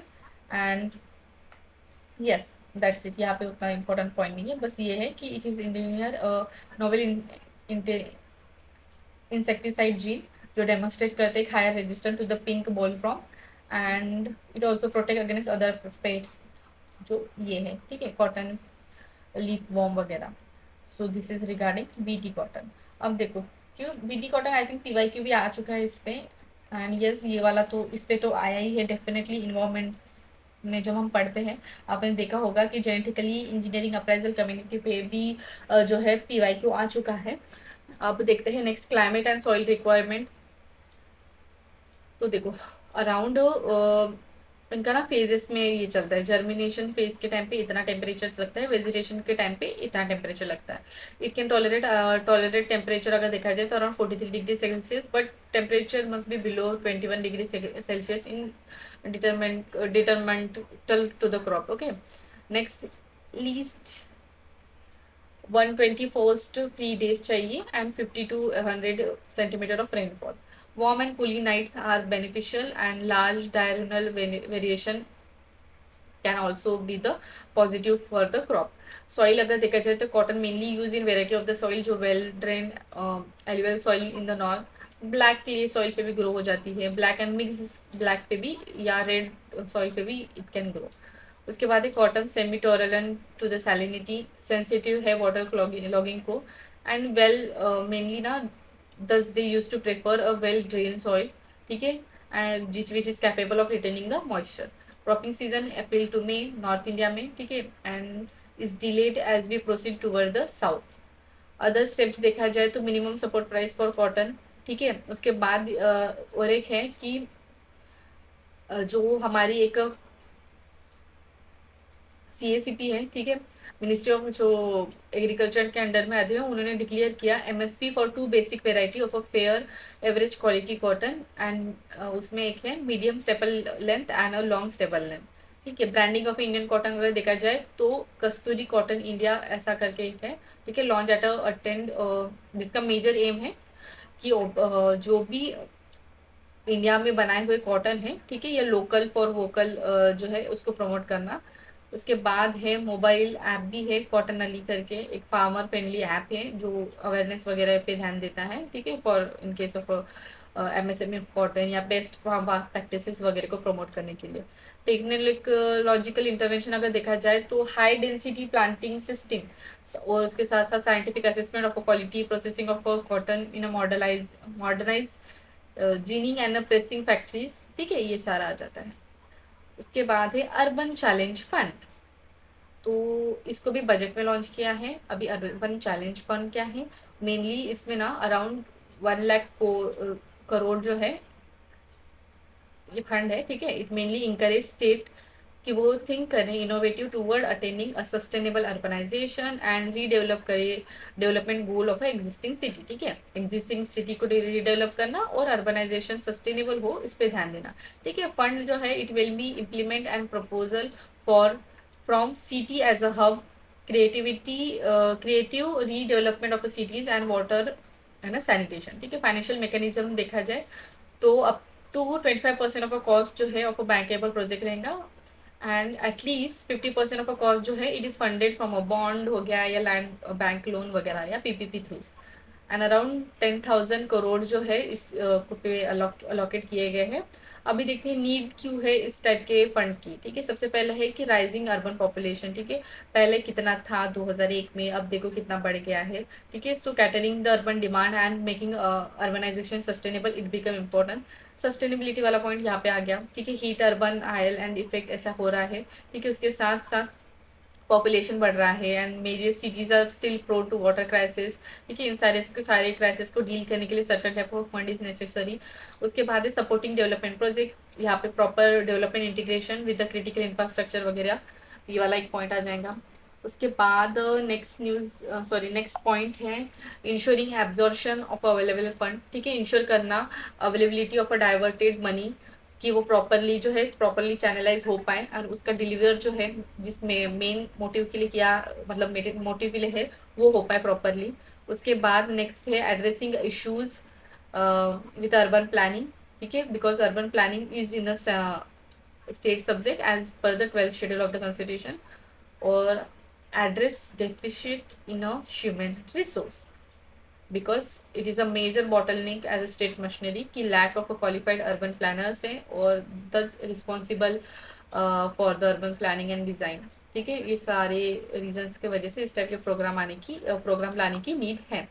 Urbanisation देखा जाए इंडिया में तो मेनली देखो पहले ना एग्रियन सोसाइटी थी पर बाद में जो है इंडस्ट्रियल सोसाइटी होने लगी एंड पहले ना अर्बन एरिया पे भी मतलब रूरल एरिया में काफ़ी लोग होते थे but they now started to because of industries more job opportunities और काफ़ी ज़्यादा जो है मेजर सेक्टर्स के वजह से they started to move toward the urban area और इंडस्ट्रियल एरिया और वो अभी जो है अर्बन एरिया में कन्वर्ट हो गया, ठीक है। प्रॉपरली एक लॉन्ग टर्म साइकिल रन हुआ है, ठीक है, agricultural regions to the industrial region, ठीक है। उसके बाद है सेंसस में 2011 के अर्बन यूनिट ऑफ इंडिया उसको रेफर किया गया है, ठीक है, एज एडमिनिस्ट्रेशन यूनिट जो mainly defined by the status as urban municipal corporation municipality cantonment board notified town area committee town panchayat nagar palika वगैरह, ठीक है। And they are known as a statutory town. Population अगर देखा जाए तो minimum population of 5,000 people 75% and above जो है mail main working population होना चाहिए, ठीक है, नॉन एग्रीकल्चर इसमें। उसके साथ साथ डेंसिटी पर एरिया भी यहाँ पे दिया है और यहाँ पे ना कुछ पॉइंट मेंशन किए गए हैं डाइवर्स ऑफ अर्बनाइजेशन। तो सबसे पहला है इकोनॉमिक एंड स्ट्रक्चरल, ठीक है, increasing productivity agriculture and declining rural employment opportunity has one of the contributor. उसके बाद है poor declining rural area standard, ठीक है, environmental degradation high population growth या पॉवर्टी अनएम्प्लॉयमेंट जैसे इशूज़ के वजह से भी। उसके बाद यहाँ पे दिया देखो अर्बनाइजेशन रिक्लासिफिकेशन मतलब urban expansion reclassification of urban to the rural, ठीक है, lead to urbanisation and urban population growth हो रहा है, this is also contributing to the urbanisation. तो यहाँ पे दिया है कि रूरल आउट माइग्रेशन के वजह क्या रीज़न है, तो ये वाला है एक reason and this is leading to this, ठीक है, ये वाला पॉइंट बस उतना यहाँ पे उतना इम्पोर्टेंट नहीं है, बस ये कि आप याद रखो कि एक प्रॉपरली जो है फिगर या फ्लो चार्ट के फॉर्मेट में यहाँ पे अर्बनाइजेशन की डिटेल दी गई है, ऐसा कुछ बहुत ज़्यादा समझाने लायक नहीं था वहाँ पे। ठीक है, की क्राइटेरिया देखा जाए अर्बनाइजेशन ऑफ इंडिया के, तो प्रॉवर्टी ड्रिवन, ठीक है, because it is largely driven by the economic distress with both urban to rural as well as urban to urban migration. ठीक है, उसके बाद स्लो प्रोग्रेस। ठीक है, इंडिया का जो अर्बनाइजेशन है ना, has been slow progress due to it slow reclassification of rural area to the urban area. ठीक है, काफ़ी बार ना रूरल अर्बन एरिया का क्राइटेरिया होने के बावजूद भी काफ़ी बार ना उसको क्लासीफाई नहीं किया गया है। So we can say that this is one of the point जो हम बोल सकते हैं इंस्टीट्यूशनल चैलेंज है in terms of planning and management of such type of settlement. उसके बाद स्पेशल वेरिएशन। ठीक है, while Indian level of urbanisation जो है as a whole appear to be very low and it very significantly across various state because economically diverse state जैसे कि Goa, Kerala, Maharashtra, they have a greater urbanisation but in certain region there is lower urbanisation. ठीक है, एक definition भी नहीं है proper कि किसी एरिया को अर्बनाइज एरिया कहा जाए। उसके साथ साथ ना पैराडॉक्स है ऑफ एक्सक्लूजन। ठीक है, बिकॉज इंडियन अर्बन इंफ्रास्ट्रक्चर जो है इट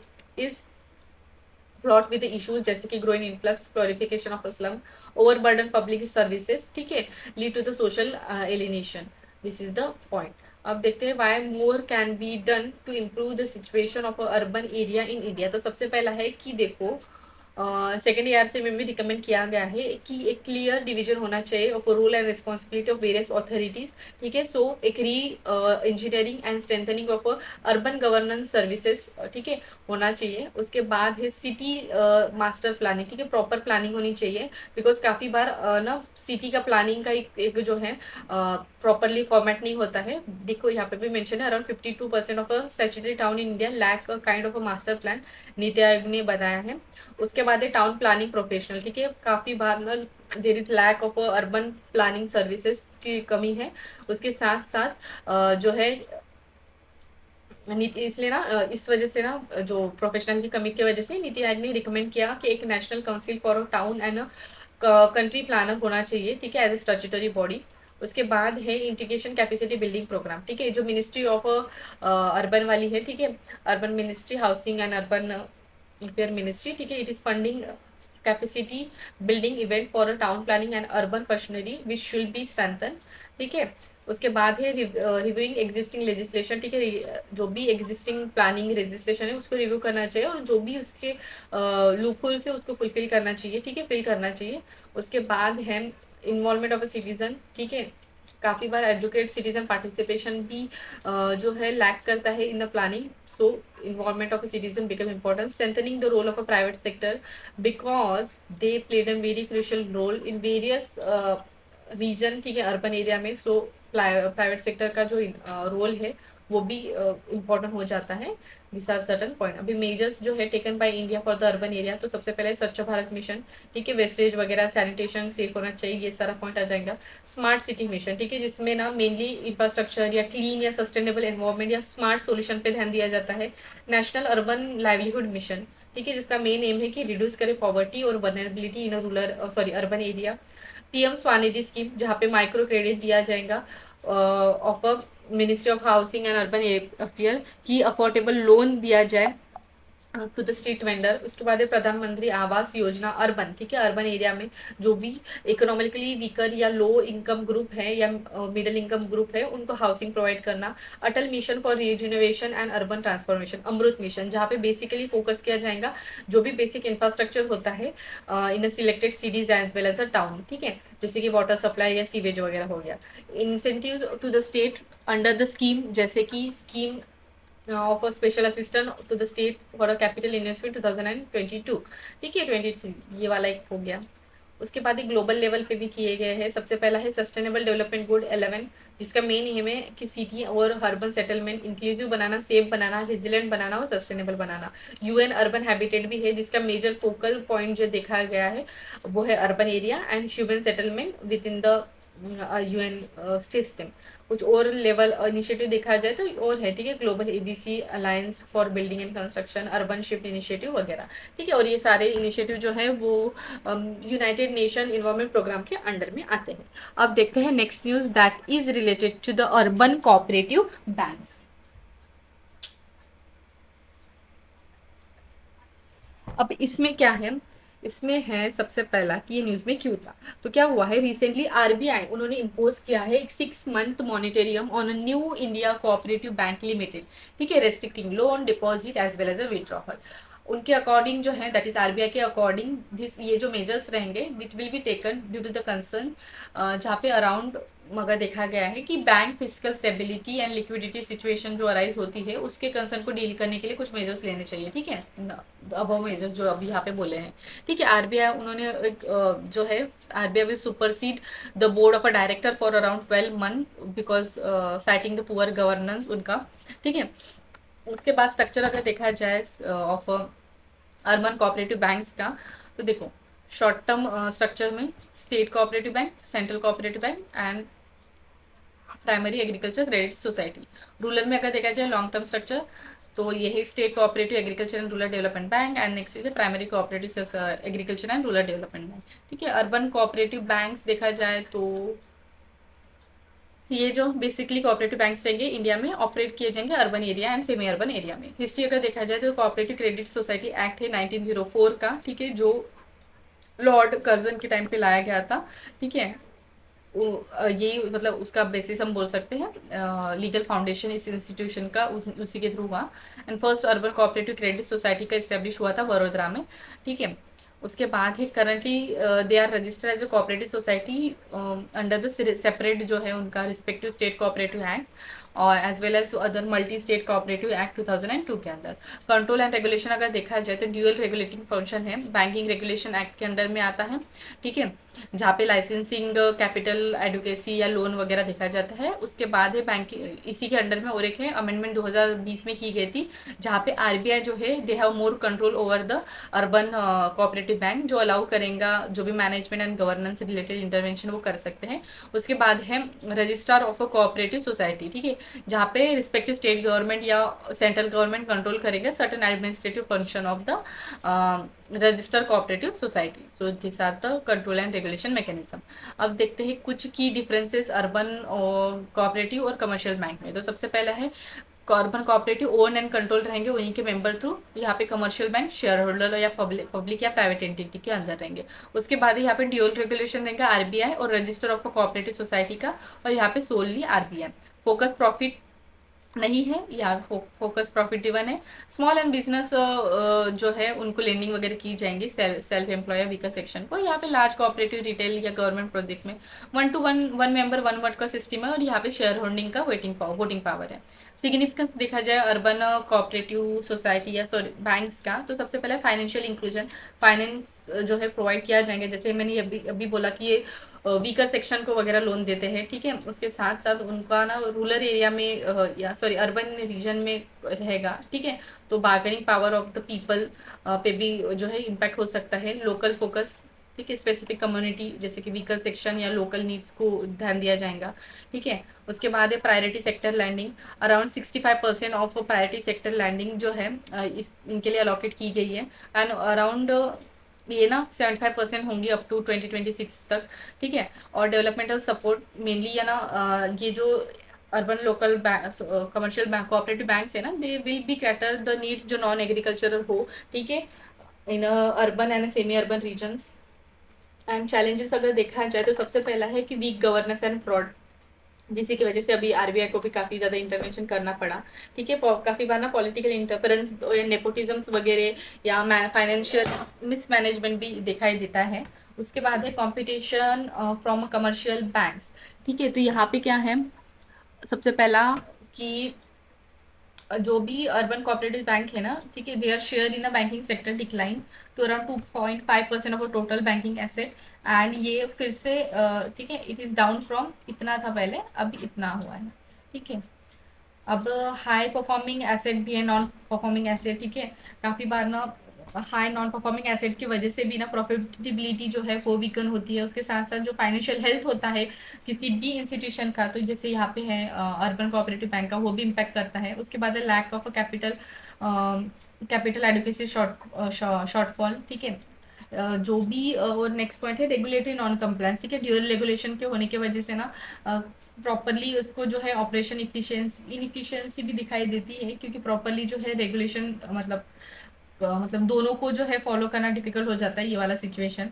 बाद में है टेक्नोलॉजिकल, काफ़ी बार कम होता है, ठीक है। टेक्नोलॉजिकल हम बोल सकते हैं लैक ऑफ डिजिटल इंफ्रास्ट्रक्चर हो गया, या प्रॉपरली हम बोल सकते हैं इफिशिएंट, या कस्टमर एक्सपीरियंस भी जो है प्रॉपर नहीं होता है बैंक्स का, ये वाला एक पॉइंट आ गया।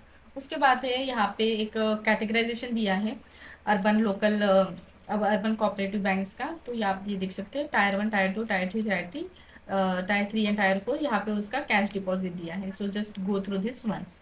अब रीसेंट मेजर देखा जाए तो सबसे पहला बैंकिंग रेगुलेशन अमेंडमेंट एक्ट 2020 में जो लाया गया था, जो यहाँ पे अमेंड करके ऐसा एम्पावर किया गया था कि आरबीआई जो है दैट विल सुपरसीड दो board as well as restructure management वगैरह। उसके बाद एक रिवाइज किया गया था एक प्रॉम्प्ट करेक्टिव एक्शन फ्रेमवर्क 2024 में, जहाँ पे आरबीआई जो है they extended prompt corrective action framework for the capital adequacy, asset quality as well as a profitability. अब नेक्स्ट है liquidity support via umbrella organisation, ठीक है, जहाँ पे इस्टेब्लिश किया गया है एक नेशनल अर्बन कोऑपरेटिव फाइनेंस को, national urban cooperative finance and development corporation, ठीक है। उसके बाद भी और कुछ सर्टन स्टेप्स लिए गए हैं, ठीक है। उसके बाद यहाँ पे और एक है कि टायर्ड रेगुलेटरी फ्रेमवर्क, ठीक है। यहाँ पे आरबीआई ने इंट्रोड्यूस किया है 4 टायर रेगुलेटरी फ्रेमवर्क जो ऊपर दिया है, ठीक है। अब और this are certain more step, जहाँ पे एक है कि जो भी अर्बन कोऑपरेटिव बैंक से they can open new branches up to 10% maximum branch, ठीक है, for existing number of branches from the in the previous financial year without any RBI approval, door to door service to the customer वगैरह जो है इस type की initiative भी लिए गए हैं। उसके बाद है वे फॉरवर्ड, देखो स्ट्रेंथनिंग करना गवर्नेंस है सुपरविजन, ठीक है, कंसोलिडेट करना और मर्ज करना जो भी weak performing urban sector bank है, ठीक है, अर्बन कोऑपरेटिव बैंक है। एक इंडिपेंडेंट ऑडिट बॉडी होनी चाहिए, ठीक है, proper audit time to time रहता होना चाहिए। उसके बाद सोशल ऑडिट का भी है, ठीक है, इनेबल करना चाहिए स्टेक होल्डर को कि वो जो है ऑडिट को लीड करें, ठीक है। एंड टेक्नोलॉजिकल अडॉप्शन, यस, ये हो गया। अब रिस्ट्रक्चर स्किल इंडिया प्रोग्राम, तो यूनियन कैबिनेट ने अप्रूव किया है continuation and restructuring of skill development programme, ठीक है। It will be extend till 2026 and उसका लेआउट अगर देखा जाए वो है around 8,800 crore for this time period. और ये जो स्कीम है it is restructure by combining 3 component, ठीक है, जो मेनली प्रधानमंत्री कौशल विकास योजना 4.0, प्रधानमंत्री national apprenticeship promotion scheme and जन शिक्षण संस्था स्कीम, ठीक है। अब यहाँ पे कहता है स्किल डेवलपमेंट मिशन क्या है, 2015 में लॉन्च हुआ था, सेंट्रल सेक्टर स्कीम है, ministry of skill development and entrepreneurship के अंडर में आती है। देखो नाम से समझ में आता है, it is use to provide strong institutional framework for implementation and scale up skilling development, ठीक है, around 1 crore youth every year. Short term training दी जाएंगी अंडर प्रधानमंत्री कौशल विकास योजना एंड जन शिक्षण संस्था, एंड लॉन्ग टर्म ट्रेनिंग पे भी ध्यान दिया जाएगा अंडर क्राफ्टमैनशिप ट्रेनिंग स्कीम जो आएंगी थ्रू इंडस्ट्रियल ट्रेनिंग इंस्टीट्यूशन, ठीक है। और कुछ और स्कीम्स है जैसे कि कौशल विकास केंद्र जहाँ पे क्वालिटी ट्रेनिंग पे ध्यान दिया जाएगा, प्रधानमंत्री युवा योजना एंटरप्रेन्योरशिप प्रमोट करने के लिए, विश्वकर्मा योजना जहाँ पे ट्रेडिशनल आर्टिजन को भी जो है by modernising their skills, then Sankalp scheme भी है जहाँ पे skill acquisition and knowledge awareness for a livelihood promotion, this are some scheme for the skill development. अब देखते हैं कि अबाउट रिस्ट्रक्चर स्कीम क्या है। तो रिस्ट्रक्चर स्किल डेवलपमेंट प्रोग्राम जो है it is composite of a central sector scheme जो ministry of skill development entrepreneur के अंदर आती है। इसका मेन एम रहेगा कि ये प्रोवाइड करे एक स्ट्रक्चर स्किल डेवलप और जॉब ट्रेनिंग हो या उसके साथ साथ कम्युनिटी बेस्ड लर्निंग, ठीक है, और इंश्योर कर पाए एक हाई वोकेशनल एजुकेशन, ठीक है, और फॉर्मल स्किल रिकॉग्निशन भी जो है उस पर भी ध्यान दिया जाएगा, सारे सर्टिफिकेशन वगैरह किए जाएंगे by a national skill qualification framework, ठीक है। उसके साथ साथ सीमलेस इंटीग्रेशन किया जाएगा उसको with DigiLocker as well as a national credit framework के साथ, ठीक है। और यहाँ पे एक दिया गया है प्रधानमंत्री कौशल विकास योजना 4.0, ठीक है। तो इसमें क्या है टारगेटेड बेनिफिशियरी अगर देखा जाए तो 15 टू 59 ईयर तक, और यहाँ पे जो भी है ट्रेनिंग वगैरह या स्किल वगैरह प्रोवाइड की जाएंगी through the short term training programme and reskilling and upskilling पे भी ध्यान दिया जाएगा, ठीक है, through the recognition of a prior learning के बेसिस पे, ठीक है। फ्यूचर स्किल पे भी ध्यान दिया जाएगा, कुछ न्यू जो टेक्नोलॉजी आ रहे हैं उस पर भी जो है लोगों को स्कोरिंग कोर्सेज वगैरह प्रोवाइड किए जाएंगे।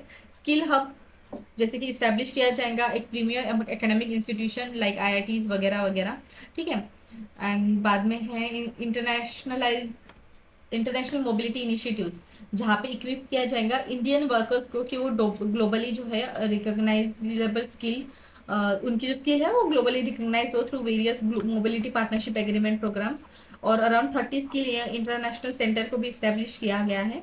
और whole of a government approach, इसमें अगर देखा जाए तो एक inter governmental inter ministerial convergence रहेगा for ease of doing business approach के साथ, ठीक है, कि सीमलेस एजुकेशन हो पाए सारे स्किल लिंक प्रोग्राम्स का।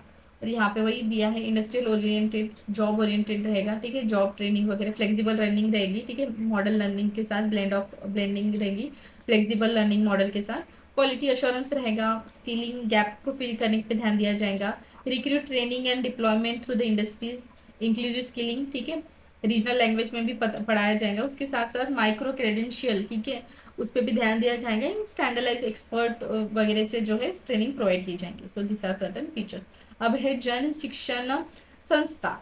तो देखो ये कम्युनिटी सेंट्रिक स्किल इनिशिएटिव है, और यहाँ पे वोकेशनल ट्रेनिंग की जाती है नॉन लिटरेट को या जो भी स्कूल ड्रॉप आउट लोग होते हैं, ठीक है, particularly in rural area, and उनकी स्किल वगैरह आइडेंटिफाई करके उन पे ध्यान दिया जाएगा, ठीक है।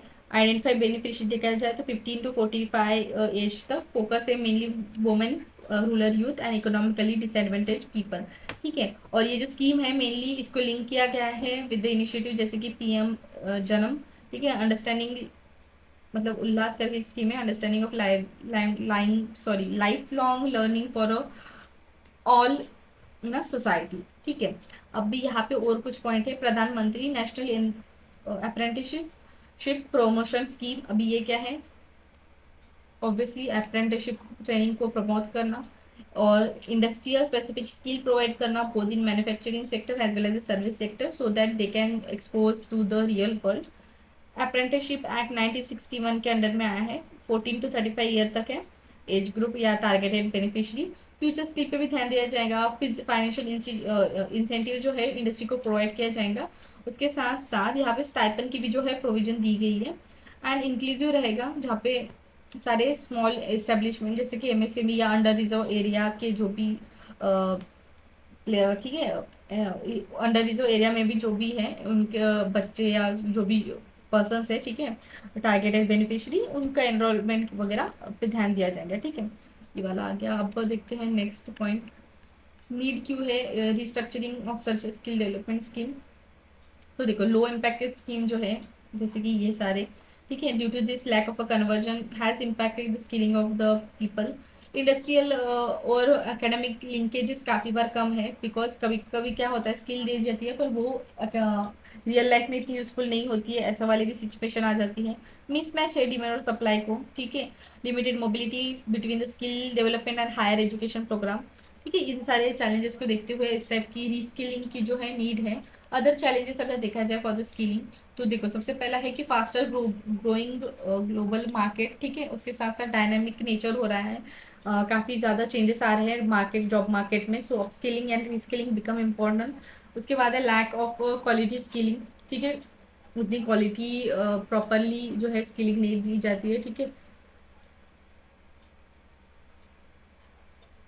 गवर्नमेंट इश्यूज भी है, ठीक है, जहाँ पे एक आ जाता है कि multiplicity of assessment and certification, and काफ़ी बार लैक ऑफ क्वालिटी इंफ्रास्ट्रक्चर, ठीक है, एडुकेट इंफ्रास्ट्रक्चर है, lack of resources during the scaling in the scaling institution.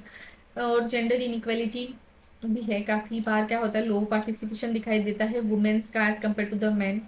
और ये सारे पॉइंट्स हैं। वे फॉरवर्ड है कि एविडेंस बेस्ड इंटरवेंशन करो, प्रॉपर मैपिंग करो स्किल की, क्या जॉब मार्केट में नीड है और क्या हम स्किल दे रहे हैं, ठीक है, इस पर ध्यान दिया जाना चाहिए।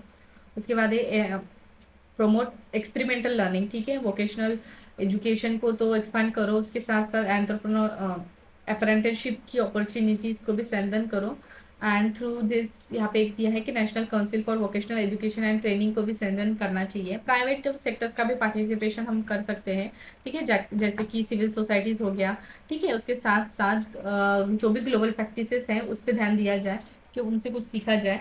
जैसे कि यहाँ पे है technical and vocational voucher programme, Kenya, ठीक है, जिसका मेन है कि वो इंक्रीज करे access to the vocal education, ठीक है। उसके बाद है अप्रेंटिसशिप लीव यूके, जहाँ पे इंटेंसिफाई किया जाएगा एम्प्लॉयर का कि वो रिक्रूट करे अप्रेंटिस को, ठीक है। And the levy on employer is use to fund apprenticeship training. So this is the news. अभी न्यूज़ इन शॉर्ट सबसे पहले है कि ग्रॉस डोमेस्टिक नॉलेज प्रोडक्ट। तो रिसेंटली ना union ministry of statistic and programme implementation उन्होंने organise किया एक सेशन, जहाँ पे on conceptual framework of a gross domestic product measurement, ठीक है। तो अब ये जो है ना ग्रॉस डोमेस्टिक नॉलेज प्रोडक्ट, इसको ना सबसे पहले नीति आयोग ने 2021 में डिस्कस किया था, ठीक है। अभी इसके बारे में अगर देखा जाए तो ये मेनली कैप्चर करता है contribution of a knowledge driven sectors, innovation, intellectual asset to the Indian economic growth, ठीक है। मिनिस्ट्री ऑफ ये जो है स्टैटिस्टिक एंड प्रोग्राम इम्प्लीमेंटेशन, वो सारा टेक्निकल कमेटी को देखना वगैरह ये सारा उनके अंडर में आता है, ठीक है। मतलब वही फॉर्म करेगी। उसके बाद ही इस टाइप के जो ग्रॉस डोमेस्टिक प्रोडक्ट टाइप का जो है ऑर्गेनाइज करना क्यों इम्पोर्टेंट हो जाता है, तो सबसे पहला है कि इनांस करना इकोनॉमिक मैट्रिक्स को, ठीक है। कि क्योंकि ना यहाँ पर नॉलेज ड्रिवन सेक्टर पे जो है ध्यान दिया जाएगा, ठीक है। तो इसमें क्या होगा कि better measure of a knowledge sector, innovation, intellectual asset, thus certain type of product become necessary, supplement our GDP, ठीक है। जीडीपी तो जो सेक्टर पे ध्यान नहीं दे पाता है तो उसको ये सप्लीमेंट कर पाएगा। Sync with the global standard, क्योंकि various advance economy are adopting certain type of indicators, so such indicator जो हम ऐड कर रहे हैं, ठीक है, ग्रॉस डोमेस्टिक नॉलेज प्रोडक्ट का, it can align with the global standard, guiding policy innovation in certain sector, ठीक है, जैसे कि एजुकेशन, ट्रेनिंग, रिसर्च वगैरह हो गया। चैलेंजेस क्या है, तो सबसे पहले है उसकी एक डेफिनेशन या कंसेप्चुअल अंडरस्टैंडिंग यूनिवर्सली लैक है, ठीक है। उसके साथ साथ डाटा कलेक्शन एंड मेजरमेंट नहीं है, because lack of centralise data base है इन द नॉलेज सेक्टर, ठीक है। और उसके बाद quality and quantity versus debate है, because large number of volume of a research paper, patent and education degree does not necessarily हम बोल सकते हैं इक्वल है एज कम, मतलब इक्वल माना जाए एज अ नॉलेज कॉन्ट्रीब्यूशन, ठीक है। और इकोनॉमिक कंस्ट्रेंट भी है, बिकॉज सर्टन नेशन स्टेट पे दिखाई देता है रिलेटिवली, ठीक है। बाकी इकोनॉमिक इंडिकेटर और नॉलेज वाला ये जो हम सोच रहे हैं, ठीक है, ये वाला पॉइंट आ जाता है। उसके बाद है deposit insurance. The government is considering increase in a bank deposit insurance about current limit जो है 5 lakhs।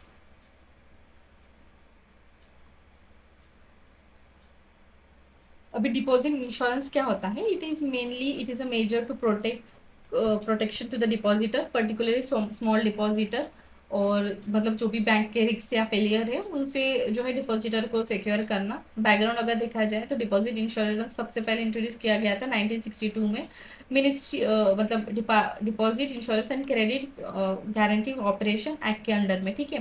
It is a second country after the US जिसके पास इस टाइप के प्रोविजन है। अभी यहाँ पे ना deposit insurance and credit guarantee corporation भी है, ठीक है, जो यहाँ पे 1962 में इस्टेब्लिश किया गया था इसी एक्ट के अंडर में, ठीक है। एक ये ना होली ओन्ड सब्सिडरी है of reserve bank of India, और हेडक्वार्टर जो है मुंबई में है। और कन्वर्जन अगर देखा जाए इसी में तो अराउंड 5 लाख रहेगा पर डिपॉजिटर। एंड कवर मतलब कवर्ड बैंक अगर देखा जाए, it will include all the commercial bank including branches of a foreign bank functioning in India, local area bank भी रहेंगे, regional rural bank and cooperative bank, ये सारे रहेंगे। बट यहाँ पे जो डिपॉजिट इंश्योरेंस स्कीम में it is compulsory and no bank can be withdraw from it. Exception यहाँ पे दिए है लैंड डेवलपमेंट बैंक, एनबीएफसी।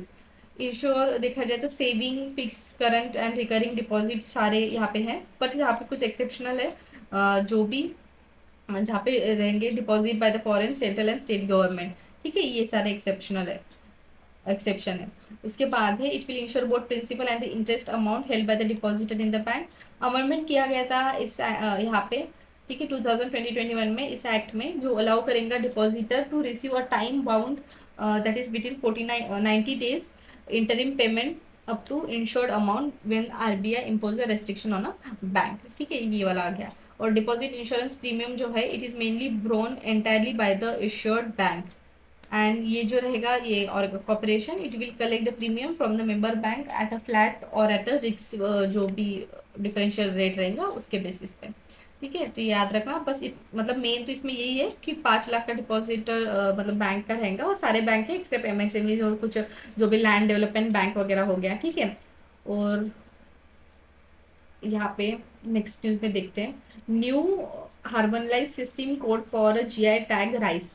तो India has reported introduce new harmonize system code for GI tag rice.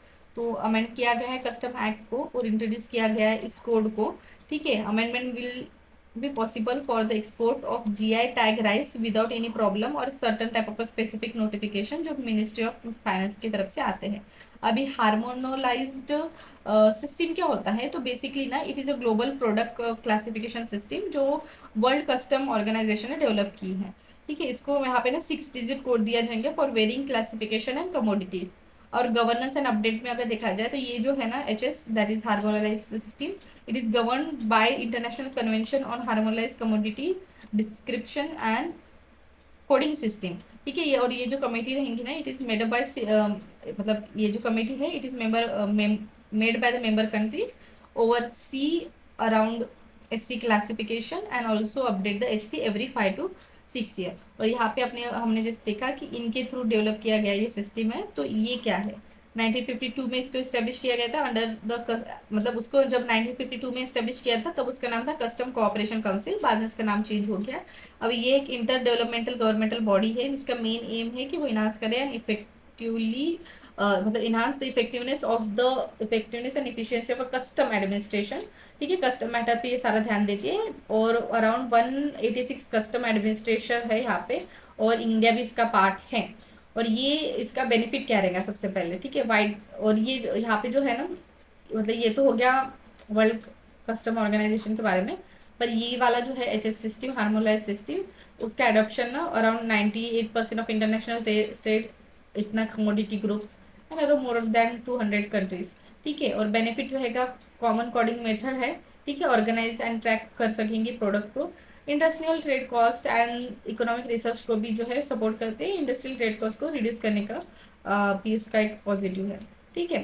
अब देखते हैं next, that is AI for entrepreneurship micro learning model, ठीक है। Ministry of skill development and entrepreneurship में उन्होंने launch किया है। अभी ये क्या है, ठीक है, it is launch in a collaboration of a ministry sorry national skill development corporation and Intel India. Purpose है कि सिंप्लीफाई करे जो भी AI के कंसेप्ट है एंड इंकरेज करे एंटरप्रेन्योरशिप थिंकिंग को अक्रॉस द यूथ्स, ठीक है, इन इंडिया। एम्पावर करें अराउंड 1 लाख यूथ बाय 2025। अब है ई स्मरण Shram microsite and occupational shortage index. तो ये ministry of labour and employment through है लॉन्च किया गया है, launch this microsite under e Shram initiative and occupational shortage index. E Shram microsite क्या है, एक स्टेट स्पेसिफिक डिजिटल प्लेटफॉर्म है जो सीमलेसली इंटीग्रेट करेगा with national e Shram database. Benefit रहेगा स्टेट को, ठीक है, क्योंकि ready to use digital infrastructure को एक्सेस मिल पाएगा, उसके साथ साथ वर्कर को भी बिकॉज सीमलेस रजिस्ट्रेशन प्रोसेस है, मल्टीलैंग्वेज फैसिलिटीज है।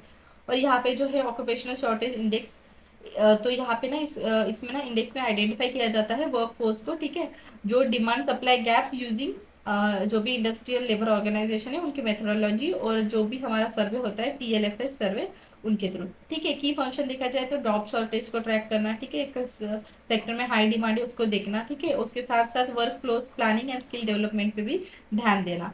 और बाद में है टाइम यूज सर्वे। अभी ये जो नेशनल स्टैटिस्टिक ऑफिस है उन्होंने रिलीज किया है सेकंड टाइम यूज सर्वे।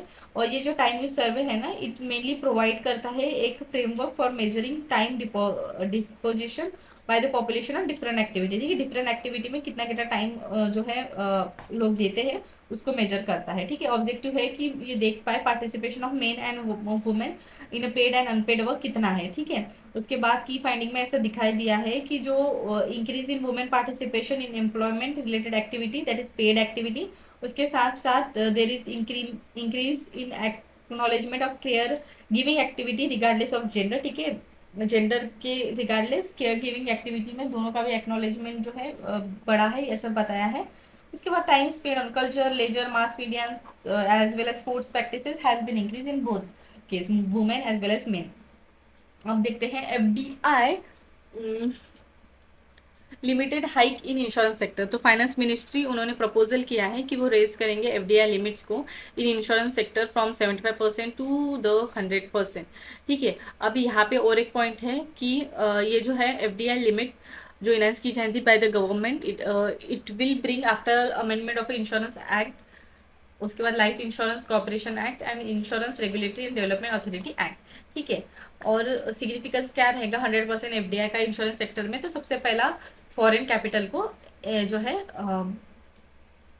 अट्रैक्ट करना, ठीक है, कंपटीशन इनहांस करना एंड टेक्नोलॉजिकल एडवांसमेंट, ठीक है, जहाँ पे आ जाएगा एडवांस में adoption of advance technology and innovation product, and उसके साथ साथ जो है इंश्योरेंस कवरेज को बढ़ाना, ठीक है, बिकॉज इंडिया का टारगेट भी है कि इंश्योरेंस फॉर ऑल बाय 2047।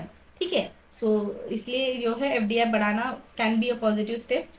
और मेजर्स देखा जाए for the development of insurance sector, तो देखो insurance regulatory authority of India भी है, ठीक है, जो सारा इंश्योरेंस रिलेटेड बिजनेस देखती है। उसके बाद इंश्योरेंस ऑम्बड्समैन रूल भी है 2017 के, जो कंप्लेंट्स वगैरह है उस पर ध्यान देते हैं, ठीक है, resolution of certain complaints related to insurance. उसके बाद स्टेटस देखा जाए इंश्योरेंस सेक्टर का, ठीक है, 2024-2025 इकोनॉमिक सर्वे के अकॉर्डिंग तो अराउंड जो इंश्योरेंस प्रीमियम है वो बढ़ गया है, ठीक है, and insurance penetration has been declined for 4% to 3.7%। Insurance density has been rose, ठीक है।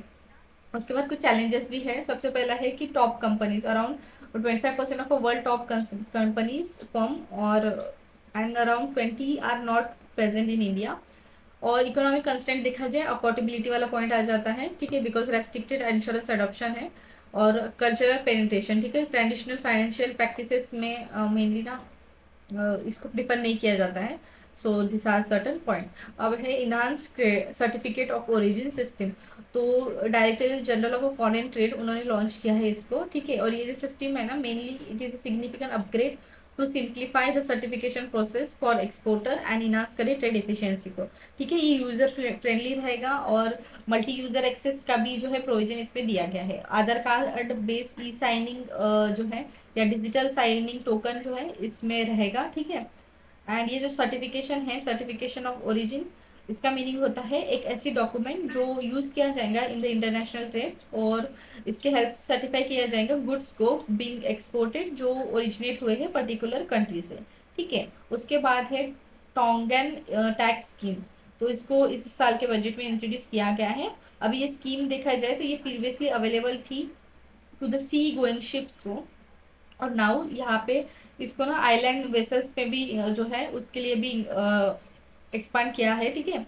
उसके बाद इसको ना रजिस्टर किया गया है under Indian vessel act 2021 and ये प्रमोट करेगा वाटर ट्रांसपोर्ट को। और इंडियन वेसल एक्ट भी एक है 2021 का है जिसका मेन एम है कि एक सेफ इकोनॉमिक इंडस्ट्री मतलब आइलैंड ट्रांसपोर्ट को इंश्योर कर पाए। मिनिस्ट्री ऑफ शिपिंग के अंडर में आती है, मतलब अभी इसका नाम तो ministry of port shipping and waterway हो गया है और 2014 में इंट्रोड्यूस किया गया था। एंड इंडियन फाइनेंस एक्ट जो है इसका जेनेसिस हम बोल सकते हैं। सिग्निफिकेंस वही इंकरेज करेगा more cargo movement and further incentives shipping company to invest in island waterway vessel, ये हो गया। अब है आरबीआई ने रिसेंटली कट किया है रेपो रेट को, तो मॉनिटरी पॉलिसी कमेटी जो है of RBI they have cut a repo rate by 25 bps to 6.25%।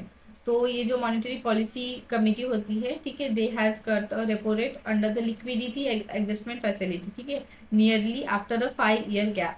और अगर और देखा जाए इस डिसीजन के बारे में, it is continue the neutral monetary stance.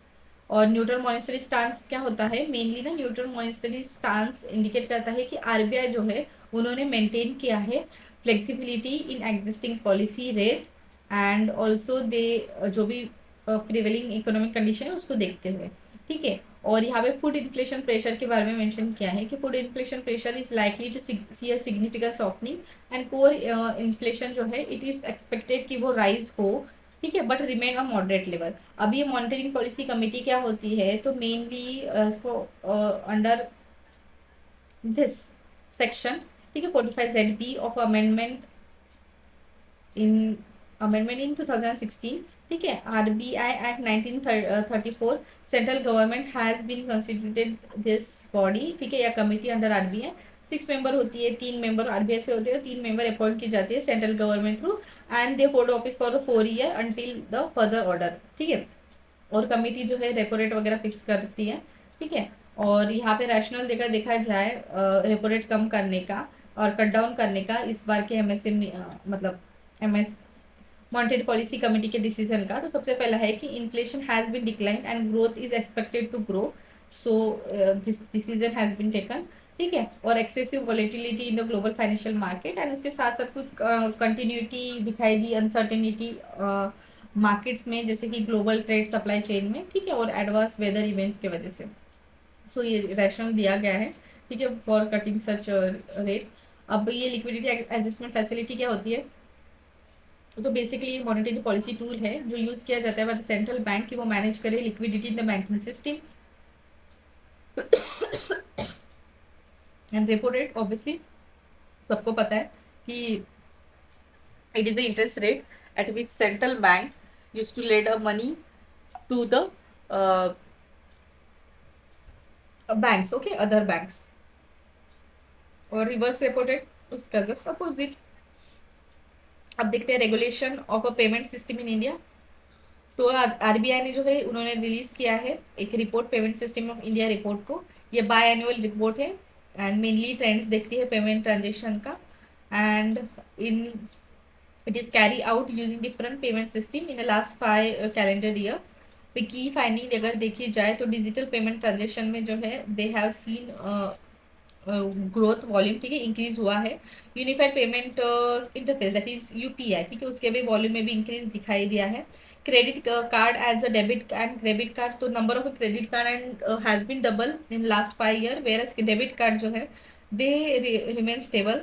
Global trend अगर देखा जाए तो India has join a project nexus which mainly aim to facilitate the multilateral linkage of a fast track payment system, ठीक है, of a 4 एशियन नेशन, जहाँ पे Malaysia, Philippines, Singapore, Thailand आते हैं। एंड प्रोजेक्ट नेक्सस अगर देखा जाए इसको ना कंसेप्शलाइज किया गया था by bank for international settlement that is BIS, जो मेनली इनेबल करेगा एक instant cross border retail payment कर पाए बाय लिंकिंग डोमेस्टिक जो भी मैकेनिज्म होता है पेमेंट का, ठीक है, फास्ट ट्रैक मैकेनिज्म होता है। पेमेंट सिस्टम इन इंडिया देखा जाए तो ये इतने सारे पेमेंट सिस्टम है जहाँ पे कार्ड्स आ गया, PPI आ गया, MSME financing, cheque payment, bill, ठीक है, ये सारे है। पेमेंट सिस्टम इन इंडिया के बारे में और क्या लाइन की है कि पेमेंट सिस्टम नाम से समझ में आता है, इट इज ए मैकेनिज्म जो इस्टेब्लिश किया जाता है to facilitate clear and settlement of a monetary and a financial transaction. अब है डिजिटल पेमेंट इंडेक्स। अब ये किसने रिलीज किया है, RBI थ्रू पब्लिश किया गया है, ठीक है। अब इस इंडेक्स में अगर देखा जाए तो ये मेनली कैप्चर करता है एक्सटेंड की कितना डिजिटलाइजेशन हुआ है in the payment system, and major करता है एडॉप्शन ऑफ ऑनलाइन ट्रांजेक्शन। और रिलीज फ्रीक्वेंसी अगर देखा जाए तो सेमी एनुअली रिलीज किया जाता है। मार्च 2018 से जो है इसका बेस ईयर कंसिडर किया गया है। पैरामीटर्स भी है कुछ, पेमेंट इनेबलर, इंफ्रास्ट्रक्चर, पेमेंट मतलब supply side and demand side दोनों, and then payment performance and customer centricity. So this are the point जो मतलब पैरामीटर जिसके बेसिस पे इस इंडेक्स को निकाला जाता है, ठीक है। तो दैट्स इट, आई थिंक सारे न्यूज़ हो गए, नहीं है शायद, सॉरी मुझे लगा खत्म हो गया, ठीक है। तो next is a market infrastructure institution, ठीक है। तो सेबी ने रिसेंटली इशू किया है फॉर इशूड अ गाइडलाइन जो इवैल्यूएट करे performance of a statutory committee of a market infrastructure institution, ठीक है। अंडर द गाइडलाइन जो भी ये इंफ्रास्ट्रक्चर इंस्टीट्यूशन रहेंगे ना, ठीक है, दे आर रिक्वायर्ड कि वो अपॉइंट करें एक इंडिपेंडेंट एक्सटर्नल एजेंसी जो इवैल्यूएट कर पाए उनके परफॉर्मेंस को एंड उनके फंक्शनिंग को, ठीक है। And it need to be done once in every 3 year. अब मार्केट इंफ्रास्ट्रक्चर इंस्टीट्यूशन क्या है, ठीक है, ये ऐसे ऑर्गेनाइजेशन है जो मेनली प्रोवाइड करते हैं infrastructure for trading security, and mainly ये सेबी के अंडर में रेगुलेट किए जाते हैं, ठीक है, जहाँ पे इनका काम रहेगा to include stock exchange, depository and cleaning corporation, ठीक है, ये सारा। अब है अल्गोरिदम ट्रेडिंग, ठीक है। तो सेबी ने अप्रूव किया है रिटेल अल्गो ट्रेडिंग फ्रेमवर्क को। अभी अल्गो ट्रेडिंग एक ना automated selling and buying order रहेगा, ठीक है, usually present condition for a precise execution, ठीक है। एंड ये ओनली इंस्टीट्यूशनल इन्वेस्टर्स जो रहेंगे are allowed to use a direct market access. और की हाईलाइट अगर देखा जाए इस फ्रेमवर्क का, तो सबसे पहले कैटेगराइजेशन किया गया है ऑफ अल्गोरिदम, जहाँ पे वाइट बॉक्स, जो मेनली लॉजिकल रहेगा, इज डिस्क्लोज एंड रेप्लिकेबल। और एक रहेगा ब्लैक बॉक्स, जहाँ पे अल्गो जो रहेगा या अल्गोरिदम जो रहेगा, where logic is not known to the user and it is not replicable. ठीक है, trading limit for the retail जो है यहाँ पे लगाई गई है। ठीक है, एंड येट इसको डिसाइड नहीं किया है, ठीक है, कितना क्या रहेगा। And registration of algo provider अगर देखा जाए इस पॉइंट में, तो अल्गो प्रोवाइडर जो है they are mainly not regulated by the SEBI, but they must be register with the exchange partner with the broker to sell the algo. ठीक है, अब नेक्स्ट है पोटैश। तो गवर्नमेंट ने जो है रिसेंटली एक्सप्लोर किया है पोटैश माइनिंग इन पंजाब। ठीक है, फाजिल्का एंड श्री मुक्तासर साहिब डिस्ट्रिक्ट में। जियोलॉजिकल सर्वे ऑफ इंडिया उन्होंने सर्वे किया है। अभी पोटैश के बारे में अगर देखा जाए तो ये एक इम्प्योर कॉम्बिनेशन है पोटेशियम कार्बोनेट का एंड पोटेशियम सॉल्ट का। ठीक है, प्रिंसिपल ओर अगर देखा जाए तो ये उसका प्रिंसिपल ओर है। पोटैश का यूज देखा जाए तो सबसे पहले हमें पता है कि फर्टिलाइजर इंडस्ट्री में यूज किया जाता है काफी बार। और अलॉन्ग मतलब पोटैश के साथ नाइट्रोजन एंड फॉस्फोरस का भी काफी बार यूज किया जाता है। अगर आइडियल न्यूट्रिशन लेवल देखा जाए फॉर ऑप्टिमल प्लांट ग्रोथ, तो एनपीके का 4:2:1 का रेशो होना चाहिए। प्यूरिफिकेशन ऑफ प्लांट में भी पोटैश का यूज किया जाता है, जैसे कि पोटैश एलम। ठीक है, use to remove the hardness of a water. ठीक है, एंटीबैक्टीरियल प्रॉपर्टीज भी उसमें होती है। इंडस्ट्रियल यूज में भी जैसे कि glass, soap and detergent industry में भी इसका यूज किया जाता है। अब रोल क्या है पोटैश का इन क्रॉप प्रोडक्शन, तो देखो के का इंक्रीज होने से, दैट इज पोटैश का इंक्रीज होने से resistance from disease and low temperature increase करता है प्लांट की विगर को। ठीक है, उसके साथ साथ it involve the movement of nutrition through the plant, sugar and starch formation, healthy root system and a quality nutrient. ठीक है, इन सारे में भी इसका जो है बेनिफिट है। अब देखते हैं next point, that is related to common type of potash fertilizer. तो sulphate of a potash and muriate of a potash ये कॉमन फर्टिलाइजर है। और पोटैश डिराइव फ्रॉम मोलिसिस। ठीक है, तो ये ना 100% ना इंडिजिनस फर्टिलाइजेशन होता है और under nutrition based subsidy scheme के अंडर में भी आता है। ठीक है, और potash is classify as a critical mineral, जो मिनिस्ट्री जो mines and mineral development and regulation amendment act 2023, ठीक है, इसके अंडर में इसको ऐड किया गया है क्रिटिकल केस में। ठीक है, इकोनॉमिक स्टेटस देखा जाए तो डिपॉजिट जो है राजस्थान में ज़्यादा है, Madhya Pradesh and then Uttar Pradesh. India जो है meet around 100% of potash requirement from the import. ठीक है, अब है इलेक्ट्रॉनिक मैन्युफैक्चरिंग। तो आफ्टर चाइना, इंडिया जो है it has become the second largest mobile manufacturing country, which is followed by Vietnam. And electronic मतलब 99.2% जो भी मोबाइल है सोल्ड किए जाते हैं इंडिया में, they are made in India. And electronic manufacturing sector में अगर देखा जाए तो टोटल वैल्यूएशन, तो इंडिया इलेक्ट्रॉनिक सेक्टर जो है they are experiencing higher rapid growth. Production sector में भी ना नियरली डबल दिखाई दिया है। एक्सपोर्ट में अगर देखा जाए तो electronic has been the country's 5th largest exported commodity. And union budget के बारे में अगर देखा जाए 2025 का, developing 50 top tourist destination in a challenge mode. तो ये जो डेस्टिनेशन रहेंगे जो डेवलप किए जाएंगे पार्टनरशिप विद द स्टेट की, वो इवेल्युएट करे टूरिज्म इंफ्रास्ट्रक्चर को, इम्प्रूव करे access of a travel and strengthen the connectivity of a key sites. ठीक है, उसके बाद है स्टेट आर रिक्वायर्ड कि वो प्रोवाइड करे land for the critical infrastructure as well as ये क्लासीफाई करे under the infrastructure harmonize master list को। ठीक है, अब यहाँ पे क्या है की फोकस अगर देखा जाए तो एम्प्लॉयमेंट लीड ग्रोथ पे, spiritual tourism, medical tourism and ज्ञान भारत मिशन। ठीक है, जहाँ पे सारे documentation of and conservation of Indian manuscript heritage पे भी फोकस किया जाएगा। कंट्रीब्यूशन अगर देखा जाए टूरिज्म सेक्टर का, तो 5% of global GDP, sorry global नहीं, इंडियन के जीडीपी को कंट्रीब्यूट करता है। And India 1.8% of world tourism को जो है कंट्रीब्यूट करता है। टूरिज्म सेक्टर के चैलेंज, इंफ्रास्ट्रक्चर की गैप है, सेफ्टी कंसर्न भी है, काफ़ी बार हरेसमेंट या थेफ्ट के केसेस भी दिखे गए, इन्वायरमेंट इम्पैक्ट, ओवर क्राउडिंग है, और पोल्यूशन एंड वगैरह का भी केस दिखाई देता है। वेस्टेज या प्रॉपर वेस्ट मैनेजमेंट भी नहीं होता है टूरिस्ट साइट्स पे। टूरिज्म सीजनेबिलिटी होती है, fluctuation in number of tourist. और कुछ मेजर्स गवर्नमेंट थ्रू लिए गए तो स्वदेश दर्शन प्रसाद स्कीम, ठीक है, इस टाइप की स्कीम लिए गए for regional connectivity. Policies and legal अगर देखा जाए तो national tourism policy, e visa वगैरह भी है। थीमेटिक टूरिज्म अगर देखा जाए तो promoting wellness, rural and eco tourism. And Nidhi करके एक है, national integrated database of hospitality industry. ठीक है, जहाँ पे डिजिटल सिस्टम रहेंगे for easy business in hospitality as well as a tourism. अब next is RuTAG smart village centre. ठीक है, तो rural technology action group, and smart village centre इसको लॉन्च किया गया है हरियाणा में, ठीक है। और ये जो रहेगा ना, it was develop under the office of a principal scientific adviser. और इसका मेन एम है कि कटिंग एज टेक्नोलॉजी जो है विद रूरल नीड उसको इंटीग्रेट कर पाए एंड इनहांस करे क्वालिटी ऑफ लाइफ को और इम्पावर करे कम्युनिटीज को by providing a sustainable solution, ठीक है। सस्टेनेबल सोल्यूशन पे ध्यान दिया है।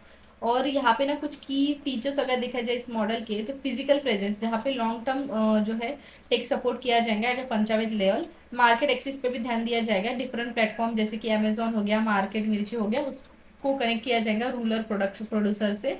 और स्केलेबिलिटी पे भी ध्यान दिया जाएगा, ठीक है। वहाँ पे कुछ सेंटर्स ओपन करना, उसके साथ साथ वुमेन एंटरप्रेन्योरशिप को भी प्रमोट करना, ठीक है। रोल अगर देखा जाए of technology in rural growth, तो सबसे पहला है कि एग्रीकल्चर इनोवेशन, ठीक है, जैसे कि ई नाम जैसे प्रोग्राम जो है फार्मर्स को बेनिफिट रह सकते हैं। Entrepreneurship, e commerce and 3D printing जो है हेल्पफुल रहता है स्मॉल बिजनेसेस को, ठीक है। उसके बाद एजुकेशन जैसे कि पीएम विद्या स्वयं पोर्टल हो गया। फाइनेंशियल इंक्लूजन, डीबीटी स्कीम, ठीक है, डायरेक्ट बेनिफिट ट्रांसफर होगा जनधन योजना स्कीम का, ठीक है। सीमलेस और कैशलेस ट्रांजेक्शन क्योंकि रहेगा तो ऑब्वियसली ट्रांसपेरेंसी रहेगी एंड फ्रॉड वगैरह रिड्यूस होंगे। वाटर मैनेजमेंट सिस्टम जहाँ पे national programme on aquifer management and mapping पे ध्यान दिया जाएगा, ठीक है। This are certain role of agriculture sorry role of technology in the rural area, ठीक है। गवर्नमेंट की इनिशिएटिव अगर देखा जाए क्या क्या लिया है गवर्नमेंट ने, तो ई श्रम पोर्टल, ठीक है, अनऑर्गेनाइज वर्कर को एक्सेस करना, social benefit, technology advancement for rural area, Tara scheme जहाँ पे स्किल डेवलपमेंट ऑफ एजुकेशन, ठीक है, स्किल इन्हांसमेंट थ्रू एजुकेशन वगैरह पे ध्यान दिया जाएगा। नेशनल ऑप्टिकल फाइबर केबल, ठीक है, जहाँ पे स्टेट कैपिटल डिस्ट्रिक्ट्स को और कुछ ग्राम पंचायत, ठीक है, उनको जो है प्रॉपर बैंडविड्थ प्रोवाइड करना इंटरनेट की। उसके बाद है digital land record modernization programme, जहाँ पे लैंड रिकॉर्ड को जो है प्रॉपरली मॉडर्नाइज करना, ठीक है, एंड एक डेवलप करना प्रॉपर उसका जो भी डाटाबेस है उसको, ठीक है। ये सारे पॉइंट। अब देखते हैं next point, global capability centre. तो Madhya Pradesh become the first state in the country जिन्होंने ऐसा सेंटर को ओपन किया है। और इसके बारे में अगर देखा जाए तो इसको डिजाइन किया गया है to leverage of global talent pool और टेक्नोलॉजी एडवांसमेंट, कि वो इनहांस कर पाए एक ऑर्गेनाइज कैपेबिलिटी, ऑर्गेनाइजेशनल कैपेसिटी को या कैपेबिलिटी को, और एक प्रॉपर जो है ड्रीवन बिजनेस ट्रांसफॉर्मेशन हो पाए, ठीक है, या कर पाए।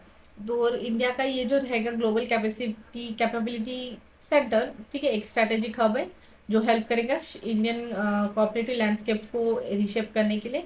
प्रेजेंट सिनारियो अगर देखा जाए तो यहाँ पे उन्होंने डाटा दिया है कि कितने थे और कितने ग्रो करने चाहिए। और उसके बाद यहाँ पे कुछ पॉइंट्स है, मतलब नेक्स्ट न्यूज़ है स्वारिल एप्लीकेशन। तो यहाँ पे क्या है, मिनिस्ट्री ऑफ रेलवे उन्होंने इंट्रोड्यूस किया है इस एप्लीकेशन को, और ये वन स्टॉप सॉल्यूशन है जो स्ट्रीमलाइन वेरियस रेलवे सर्विस। और इस पे अगर देखा जाए तो अदर सर्विसेज जैसे कि reserve ticket booking, unreserve ticket and platform booking etcetera, ये सारा सर्विसेज प्रोवाइड किया जाएगा। और इसको डेवलप किया गया है by the centre for railway information system, ठीक है। तो ये हो गया इस रेल के बारे में। और ना पिछली वाली इकोनॉमी की जो मैंने सीरीज ली थी ना, वहाँ पे कुछ मिस्टेक्स यहाँ पे उन्होंने बताया है कि एक ना रुपी डिप्रिसिएशन के बारे में था कि it was incorrectly mention in the current affair magazine following floating exchange rate occasionally RBI intervention when necessary, ठीक है, ये वाला पॉइंट। तो करेक्टेड इन्फॉर्मेशन क्या है, मैनेज फ्लोटिंग एक्सचेंज रेट, ठीक है, इसको ये मतलब इनको फॉलो कर in the sense that there is a current currency market and exchange market is not visibly administered determined and however RBI जो है एक्टिवली ट्रेड करता है on market and with standard मतलब जो भी स्टेटेड गोल होते हैं of containing volatility and influence है ना एक्सचेंज रेट, ठीक है, ये वाला एक करेक्शन पॉइंट इन्होंने बताया है। And yes that's it for the today's news, see you soon in the next one, till then please do like share subscribe the channel and thank you.